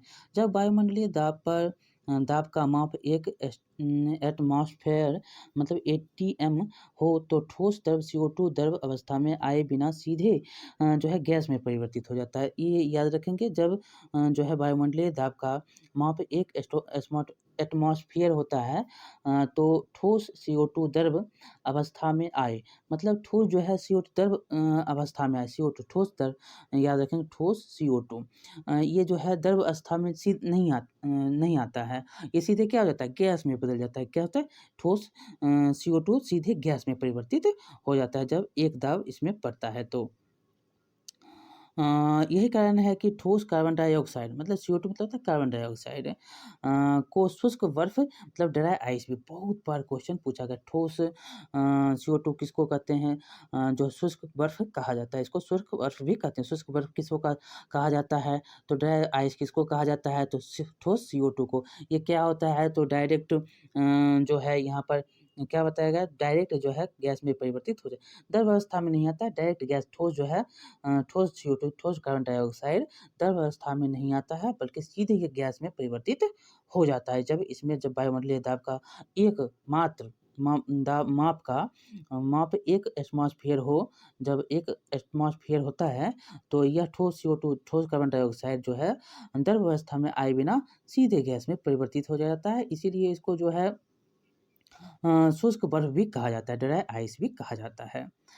इस तरह से हम कह सकते हैं कि पदार्थ की अवस्थाएं ठोस, द्रव और गैस दाब और तापमान के द्वारा तय होती है। बहुत ही इम्पोर्टेंट, ठोस, द्रव और गैस किसके कारण तय होता है, तो दाब और तापमान के कारण। देखिए, द्रव अवस्था ठोस से क्या बनता है, ठोस से अगर संलग्न हुआ तो ये द्रव बन जाएगा, अगर वाष्पीकरण हुआ तो गैस बन जाएगा, और यहाँ पर ठोस से अगर डायरेक्ट गैस बन गया, क्या होता है, ऊर्ध्वपातन से, और गैस से डायरेक्ट ठोस बन गया, किससे, निक्षेपण से। यहाँ पर क्या है, तो अगर जम गया द्रव अगर जम गया तो ठोस बन गया, अगर गैस जो है संघनन हो गया तो ये द्रव बन गया, संघनन हुआ तो द्रव बन गया, और जम गया तो ठोस बन गया। इस प्रकार ये बताया गया है, तीनों अवस्थाओं में जो है ये अंतर किया गया है। देखिए, यहाँ पर आपको प्रश्न दिया गया है निम्नलिखित तापमान को सेल्सियस में बदलें। अगर हम सेल्सियस में, आपको हमने पहले भी बताया कि अगर सेल्सियस में बदलेंगे तो हम क्या करेंगे, ऐड करेंगे या जोड़ेंगे या घटाएँगे। तो देखिए, इसके बारे में ऊपर में आपको बताया भी गया है कि अगर 100 से हम जोड़ देंगे और घटा देंगे, 273 में अगर हम जोड़ेंगे और घटाएँगे तो इसे हम आंसर निकाल लेंगे। तो हम पहला का आंसर निकालेंगे, जब हम इसको सेल्सियस में निकालेंगे तो ये केल्विन में है। तो 300 क्या है, ये केल्विन में है, 300 के है। और ये क्या टी है, और केल्विन को टी सी हम देंगे लेकर, तो इसमें जो है टोटल हमको कितना हो जाएगा, 273 के, 273 सेल्सियस में, 273 सेल्सियस। और हम इसको सेल्सियस में है तो इसको हम घटा देंगे, 273 में सेल्सियस में घटा देंगे तो 300, 300 माइनस 273, तो ये टोटल कितना हो जाएगा, ये टोटल हो जाएगा 27 सेल्सियस। सेल्सियस में अगर निकालेंगे तो हम घटाएँगे। अगर 300 केल्विन में है तो 300 केल्विन में माइनस 273 सेल्सियस, 273 घटाएँगे तो कितना हो जाएगा, सेल्सियस में आ जाएगा, तो ये कितना हो जाएगा, 27। उसी प्रकार अगर हम 573 है, 573, 573 को अगर हम 273 से घटाएँगे तो ये कितना हो जाएगा, 573, 273 हो जाएगा 300, टोटल 300 सेल्सियस। इस प्रकार आप इसको बनाएँगे। बहुत ही इम्पोर्टेंट है, यहाँ से बहुत बार क्वेश्चन पूछे जाते हैं। पहला का आंसर हो जाएगा 273, इसमें घटाएँगे, इसमें भी घटाएँगे। अगर सेल्सियस में माँग रहा है तो घटा देंगे, अगर केल्विन में माँग रहा है तो जोड़ देंगे। सेल्सियस को केल्विन में अगर कन्वर्ट करना है तो 273 जोड़ देंगे, अगर सेल्सियस में बदलना है तो उसको 273 से घटा देंगे। बहुत ही सिंपल। निम्नलिखित तापमान पर जल की भौतिक अवस्था क्या होगी? ये बोला है जल की भौतिक अवस्था अब क्या होगी, 250 डिग्री सेल्सियस है और 100 डिग्री सेल्सियस है। तो पहला का हमें जो है ज्ञात है कि 100 क्या होता है, 100 डिग्री सेल्सियस क्वथनांक होता है, जल का क्वथनांक कितना होता है, 100 डिग्री से। अगर 100 में वो खौलने लगता है, तो 100 डिग्री सेल्सियस में क्या होता है, ये खौलने लगता है। और 250 डिग्री सेल्सियस क्वथनांक क्या, बहुत ही काफ़ी उच्च ताप है, तो ये क्या है, काफ़ी उच्च ताप है। तो ये क्या हो जाएगा, ये भाप में बदल जाएगा। भौतिक परिवर्तन में देखेंगे तो ये क्या होगा, 250 है, 2100 में ये पूरा जो है खौल रहा है। अगर 100 में खौल रहा है तो 250 डिग्री सेल्सियस अगर आएगा तो क्या होगा, ये भाप में तब्दील हो जाएगा। और जल आप यहाँ पर क्या है, तो जल है, तो जल क्या है, तो 100 डिग्री सेल्सियस, ये तो सिंपल है। 100 डिग्री सेल्सियस हो तो ये जो क्या होगा, जल में, जल जो है उबल कर भाप में बदलने लगता है। तो ये क्या है, 100 डिग्री सेल्सियस में अगर हम देखेंगे तो द्रवीय तथा जो गैसीय अवस्था है दोनों जो है 100 डिग्री सेल्सियस में जल जो है जल वाष्प बनने लगता है। अगर ये है तो ये भी जल वाष्प बनेगा। ये क्या होगा, भाप में बदलने लगेगा, ये गैसीय अवस्था में तब्दील हो जाएगा। अब आ गया है तीसरा क्वेश्चन, किसी भी पदार्थ की अवस्था परिवर्तन के दौरान तापमान स्थिर क्यों रहता है? तो आप देखते हैं, पहले आपने पढ़ा भी है, किसी भी पदार्थ की अवस्था परिवर्तन के दौरान ताप इसलिए स्थिर रहता है क्योंकि दी जाने वाली ऊष्मा के कणों के बीच क्या होता है, आकर्षण बल को तोड़ने में प्रयुक्त हो जाती है, मतलब उसको आकर्षण बल को तोड़ देता है। अतः इस प्रकार जो है अवस्था परिवर्तन के दौरान दी गई ऊष्मा को गुप्त ऊष्मा भी हम कहते हैं, और जो परिवर्तन हो रहा है तो उसको गुप्त ऊष्मा भी हम बोलते हैं। इसी के कारण वह परिवर्तन होता है। आकर्षण बल जो है तोड़ने में प्रयुक्त हो जाता है और यह जो है गुप्त ऊष्मा कहलाता है। चौथा क्वेश्चन है, वायुमंडलीय गैसों को द्रव में परिवर्तन करने के लिए कोई विधि सुझाइए। तो अगर हम द्रव में परिवर्तन बायोगैसीय जो वायुमंडलीय गैस है उसको हम द्रव में परिवर्तित करेंगे तो कैसे करेंगे? तो उसके तापमान को हम घटा देंगे। उसके तापमान को हम जैसे ही घटाएँगे तो द्रव में गैस जो है द्रव में ऊपर में आपने भी देखा था कि जब हम ठोस और द्रव में अगर परिवर्तित करते हैं तो ये गैस है, तो गैस को हम क्या करेंगे, तापमान घटाएँगे तो ये क्या हो जाएगा, द्रव में परिवर्तित, और जब हम इसका तापमान घटाएँगे तो क्या हो जाएगा, ये ठोस में परिवर्तित। तो ये इस प्रकार से आप करेंगे। तो एक विधि सिलेंडर में वायुमंडलीय गैस जो है भरकर इसमें लगे पिस्टन में संपीड़ित करने तथा ताप को कम करने में जो है, ताप कम करने पर पदार्थ के कणों को क्या करता है, समीप ला देता है, और जब समीप लाता है तो ये द्रव में परिवर्तित हो जाता है। तो ऊपर आपने इसी के बारे में पढ़ा भी है। अब है वाष्पीकरण, बहुत ही इंपॉर्टेंट है वाष्पीकरण। वाष्पीकरण के बारे में भी क्वेश्चन बहुत बार पूछा जाता है, और उसके जितने भी सारे क्वेश्चन यहाँ पर आपने देखा बहुत ही इंपॉर्टेंट है, यहाँ से बहुत सारे क्वेश्चन पूछे जाते हैं। क्या है, तो पदार्थ की अवस्था बदलने के लिए वाष्पीकरण आपके बारे में हम पढ़ रहे हैं, तो वाष्पीकरण की अवस्था बदलने के लिए क्या सदैव ऊष्मा देने या दाब बदलना आवश्यक है? क्वेश्चन पूछ रहा है, क्या आपने दैनिक जीवन में आप ऐसा कोई उदाहरण दे सकते हैं जिसमें बिना क्वथनांक पर पहुँचे हुए क्या कोई द्रव वाष्प अवस्था में बदल जाता है? जल को खुला छोड़ देने पर धीरे-धीरे वाष्प में परिवर्तित हो जाता है। अब जानते हैं अगर रात को आप सो रहे हैं, अगर वाष्प देखेंगे तो जल क्या होता है? वो खाली आप सिर्फ़ जल को छोड़ दीजिए रूम में और जब देखेंगे तापमान गर्मी के दिनों में तापमान क्या होता है? अधिक होता है। तो धीरे-धीरे पानी क्या होता है? वाष्प में तब्दील होता है। आप देखते होंगे अगर 1 लीटर पानी रखे हैं तो आपको 750 ग्राम बचा होगा, वही आधा लीटर बचा होगा, इतना बचता है। क्यों? क्योंकि वो वाष्प हो रहा है, वाष्पीकृत हो रहा है, तो ये वाष्पीकृत हो रहा है। यहाँ पर देखिए नोट में कुछ दिया गया है कि एटमॉस्फेयर मतलब एटीएम गैसीय दाब के मापन का मात्रक है। किसका है? गैसीय दाब के मापन का मात्रक है। कौन? एटमॉस्फेयर। एटमॉस्फेयर दाब का एसआई मात्रक किसका है? कितना है? पास्कल है, पीए। याद रखेंगे दाब का एसआई मात्रक पीए मतलब पास्कल है और 1 एटमॉस्फेयर बराबर कितना होता है? तो 1.01 गुने 10⁵ पीए मतलब पास्कल। कितना? 1 एटमॉस्फेयर बराबर कितना होता है? तो 1.01 गुने 10⁵ पीए मतलब पास्कल पास्कल और वायुमंडल में वायु का अ, दाब वायुमंडलीय दाब कहलाता है। वायुमंडल में वायु का दाब क्या कहलाएगा? वायुमंडलीय दाब कहलाता है। समुद्र की सतह पर वायुमंडलीय दाब जो है 1 एटमॉस्फेयर होता है। कितना होता है? समुद्र की सतह पर वायुमंडलीय दाब कितना होता है? तो 1 एटमॉस्फेयर होता है और इसे सामान्य दाब कहा जाता है। जब 1 एटमॉस्फेयर वायुमंडलीय दाब होगा समुद्र की सतह पर तो उसको हम जो है सामान्य दाब कहते हैं। अब हम देखेंगे तो गीले कपड़े कैसे सूख जाते हैं, इन सारे उदाहरण को हम अब पढ़ेंगे। हम जानते हैं कि पदार्थ की कण हमेशा गतिशील होते हैं। क्या होते हैं? पदार्थ की कण हमेशा एक दूसरे से गतिशील करते रहता है।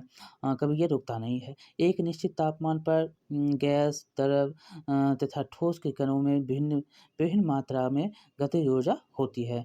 द्रवों में सतह पर स्थित कणों के कुछ अंशों में इतनी गतिज ऊर्जा होती है कि वे जो है एक दूसरे मतलब वे दूसरे कणों के आकर्षण में मुक्त हो जाता है। जब बहुत ही ज़्यादा ऊर्जा होता है तो एक क्या होता है आकर्षण से वो मुक्त हो जाता है और क्वथनांक से कम तापमान पर द्रव के वाष्प में परिवर्तित होने की प्रक्रिया को क्या कहते हैं? वाष्पीकरण। जब क्वथनांक से कम ही तापमान पर वह द्रव जो है वाष्प में बदल जाता है, वाष्प में परिवर्तित हो जाता है।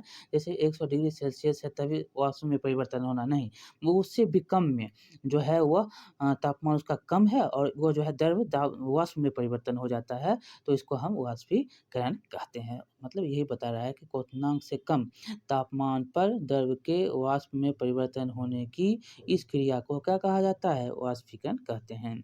अब हम पढ़ेंगे वाष्पीकरण को प्रभावित करने वाला कारक। कौन-कौन जो है किसको वाष्पीकरण को प्रभावित करता है?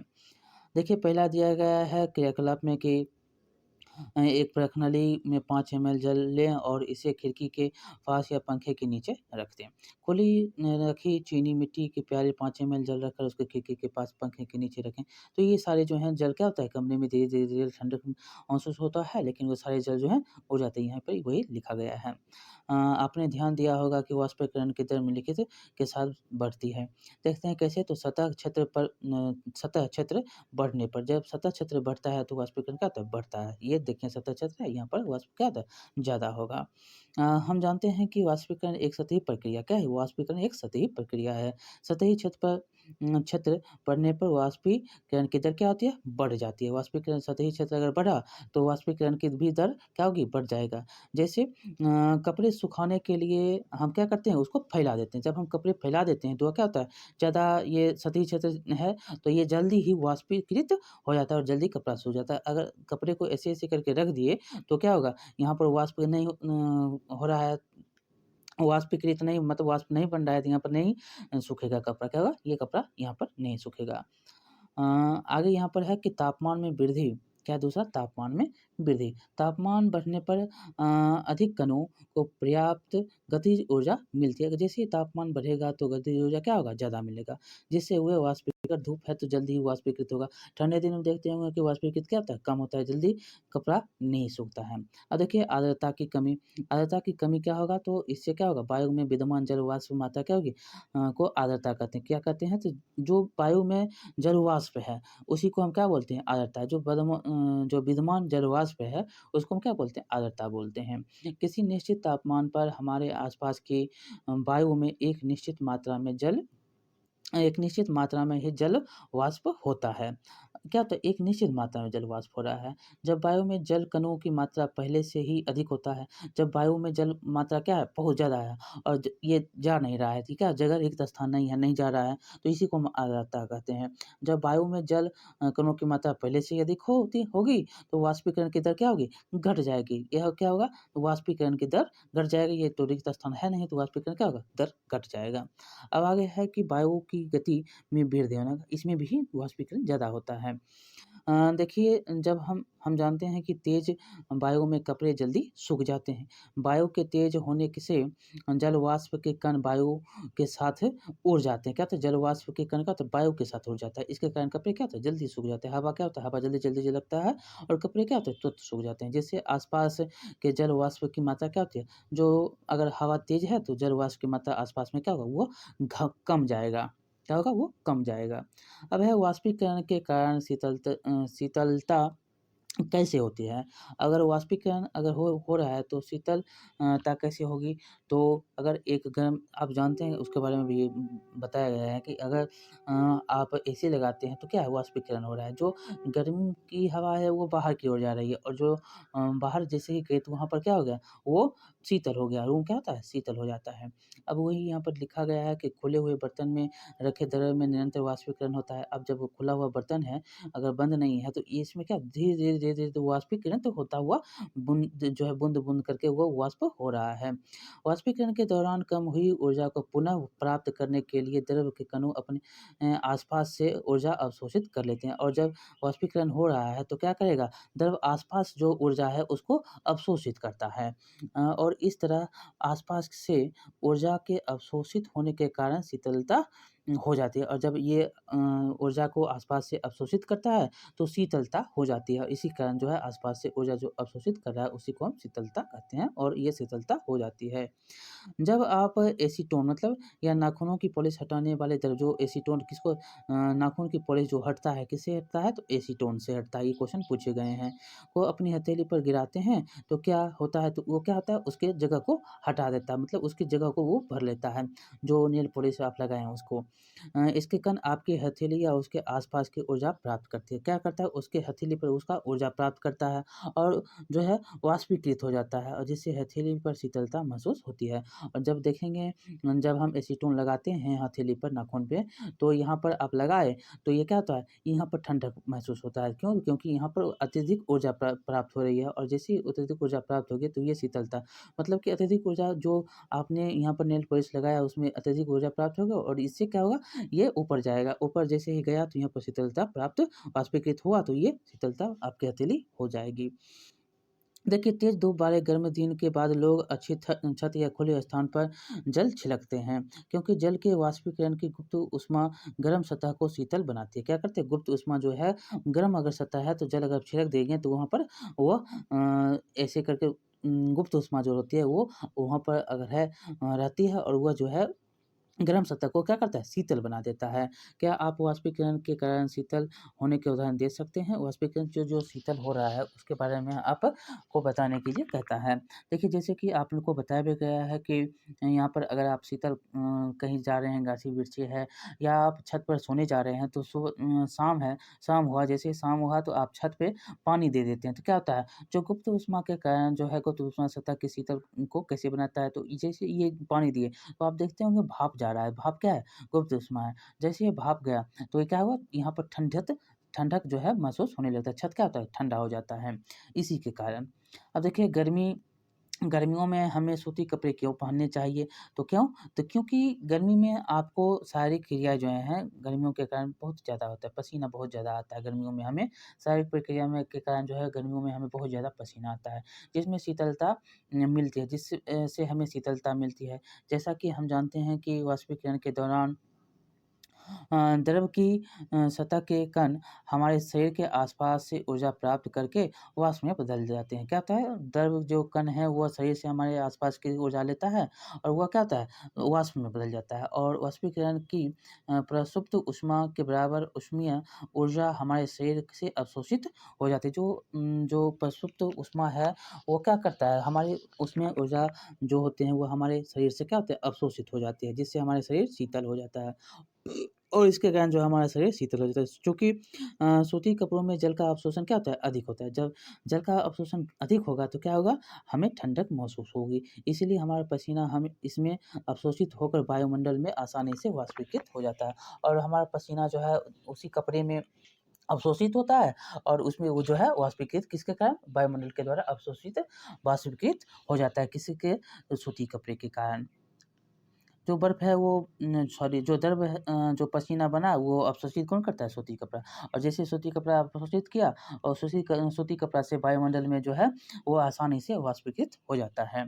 अब आगे है, बर्फीले जल से भरे गिलास की बाहरी सतह पर जल की बूंदें क्यों नज़र आती है? आपने इसके बारे में बहुत बार पढ़ा है कि बर्फीले जल से भरे एक गिलास जो होता है वो बाहरी सतह में जल की बूंदें, अगर जल है न इसमें जल भरा हुआ है तो यहाँ पर देखेंगे अगर बर्फ की बूंदें हैं तो यहाँ पर जो है बूंद आपको नजर आते हैं। क्यों आते हैं, तो किसी बर्तन में हम बर्फीला जल रखते हैं, जल्दी ही बर्तन की बाहरी सतह पर हमें जल की बूंद नजर आने लगती है। वायु में उपस्थित जल वाष्प की ऊर्जा ठंडे पानी के संपर्क में आकर कम हो जाती है। क्या होता है, यहाँ पर समझने वाली बात है कि वायु में उपस्थित जो जल वाष्प की ऊर्जा जो है, वह ठंडे पानी के संपर्क में आया, जो पहले से पानी है, और यह जो है जल वाष्प है, जो ये आप ठंडे पानी के संपर्क में आया, तो ये क्या होगा, जैसे ही उसके ठंडे पानी के संपर्क में आया तो वो क्या हो जाएगा, उसका जो है जल वाष्प जो है ठंडे पानी में वो कम हो जाएगा, आकार जो है उसका आकार ये कम हो जाएगा। जैसे ही आकार कम होगा और यह द्रव्यमान अवस्था में जो है बदल जाता है। जैसे ही उसमें जल वाष्प में जो है उसका आकार कम होगा तो ये क्या हो जाएगा, द्रव अवस्था में बदल जाएगा, जो हमें जल की बूंदों के रूप में नज़र आता है। और जैसे ही द्रव अवस्था में बदला तो ये हमको जल की बूंद की नज़र में आता है, जल के बूंद के रूप में नज़र आता है। ऐसे आप समझेंगे, वायु में उपस्थित जो जल वाष्प की ऊर्जा ठंडे पानी के संपर्क में आकर कम हो जाती है। क्या होता है, ठंडे पानी के संपर्क में वायु में जो उपस्थित जल वाष्प है ठंडे पानी के संपर्क में आया तो वह उसका आकार जो है कम हो जाएगा और आकार जैसे ही कम होगा तो ये क्या होगा, द्रव अवस्था में बदल जाएगा। और यह जो है द्रव अवस्था हमको आपको किस नज़र में आता है, तो बूंद-बूंद के नज़र में आता है। तो इस प्रकार आपका ये चैप्टर जो बहुत ही इम्पोर्टेंट था, यहाँ से बहुत सारे क्वेश्चन पूछे जाते हैं। बार-बार क्वेश्चन जो है यहाँ से पूछा जाता है। आपको जो है बहुत बार देखेंगे तो क्वेश्चन यहाँ से पूछे जा रहे हैं और यहाँ से जो भी क्वेश्चन पूछे जाएँगे आप यहाँ पर हमको लगता है लगभग आप बना लेंगे। यहाँ पर आपने क्या सिखा दिया गया है कि द्रव जो है सूक्ष्म कणों से मिलकर बना होता है। क्या था? द्रव सूक्ष्म कण से बनकर बना होता है। हमारे आस-पास द्रव 3 अवस्थाओं में विद्यमान ठोस, द्रव और गैस। ठोस के कणों में आकर्षण बल सबसे क्या होता है? अधिक होता है। गैस के कणों में सबसे कम होता है और द्रव के कणों में इन दोनों से मध्यवर्ती। द्रव में कम जो है मध्य में होता है, गैस में सबसे कम और ठोस में सबसे ज़्यादा। ठोस के कणों में ठोस के कणों में ठोसों को निहित करने वाले कणों के बीच का रिक्त स्थान और गतिज ऊर्जा न्यूनतम, गैसों के लिए यह अधिकतर किंतु द्रवों के लिए मध्यवर्ती होता है। गैस के लिए अधिक, ठोस के लिए गतिज ऊर्जा न्यूनतम और मध्यवर्ती किसमें, द्रव में। ठोसों के लिए उनके कणों की व्यवस्था अत्यधिक क्रमित होती है। द्रवों में कणों की परतें एक दूसरे पर से फिसल व संकलित हो सकती है। गैसों में कोई कर्म नहीं होता और इनके कण अनियमित रूप से विचलित करते हैं। पदार्थ की अवस्थाएँ अतः परिवर्तित होती है। पदार्थ की अवस्थाओं में परिवर्तन तापमान और दाब में परिवर्तन से किया जा सकता है। उत्पादन क्रम किसको कहते हैं? प्रक्रम में ठोस पदार्थ द्रव में परिवर्तित हुए बिना क्या होता है? गैस में परिवर्तित हो जाता है और गैस सीधे द्रव में परिवर्तित हुए ठोस में परिवर्तित हो परिवर्तित हो जाता है तो निक्षेपण कहलाता है। यहाँ पर लिखा गया है कि निक्षेपण प्रक्रम गैस पदार्थ गैसीय पदार्थ सीधे ठोस अवस्था में आ जाता है, द्रव में नहीं जाता है। क्वथनांक की समष्ट घटना जिसमें समष्ट के कण द्रव अवस्था में वाष्प में परिवर्तित हो जाते हैं। वाष्प में द्रव जो है वाष्प में परिवर्तित हो जाता है क्वथनांक।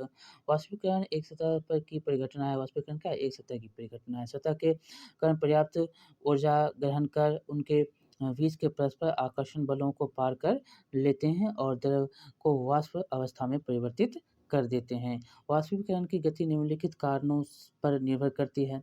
सतही क्षेत्रफल जिसका वायुमंडल में परित्याग होता है, तापमान, आर्द्रता, वायु की गति। वाष्पीकरण से ठंडक उत्पन्न होता है। वाष्पीकरण की गुप्त ऊष्मा ताप की वह मात्रा है जो 1 केजी द्रव को वायुमंडलीय दाब और द्रव के क्वथनांक पर गैसीय अवस्था में परिवर्तित करने हेतु प्रयोग होती है। संलयन की गुप्त ऊर्जा की वह मात्रा है जो 1 केजी ठोस को वायुमंडलीय दाब पर ठोस को उसके संलयन बिंदु में लाने के लिए प्रयोग होता है। और कुछ जो है यहाँ पर दिए गए हैं, मात्रक दिए गए हैं, किसके कौन है? देखिए जैसे कि यहाँ पर है ताप। ताप का मात्रक क्या है? केल्विन। प्रतीक क्या है? के। लंबाई का मात्रक क्या है? मीटर। मीटर का प्रतीक क्या है? एम। संहति जिसको किलोग्राम भी बोलते हैं, केजी। भार न्यूटन और एन। आयतन का घन मीटर और मीटर क्यूब। घनत्व का किलोग्राम प्रति घन मीटर, केजी मीटर -3 मतलब मीटर क्यूब और घन मीटर है। और दाब का पास्कल पीए प्रतीक। यहाँ बहुत सारे क्वेश्चन जो हैं पूछे जाते हैं। बहुत बार-बार पूछा गया क्वेश्चन यहाँ से आपको मिलता है। तो ये आपको चैप्टर कैसा लगा? बहुत ही थोड़ा बड़ा चैप्टर था। आपको हमने डिटेल से बताया। आप बताएँगे, लाइक करेंगे, शेयर करेंगे और सब्सक्राइब करना नहीं भूलेंगे। मिलते हैं अगले वीडियो में। तब तक के लिए बहुत-बहुत धन्यवाद।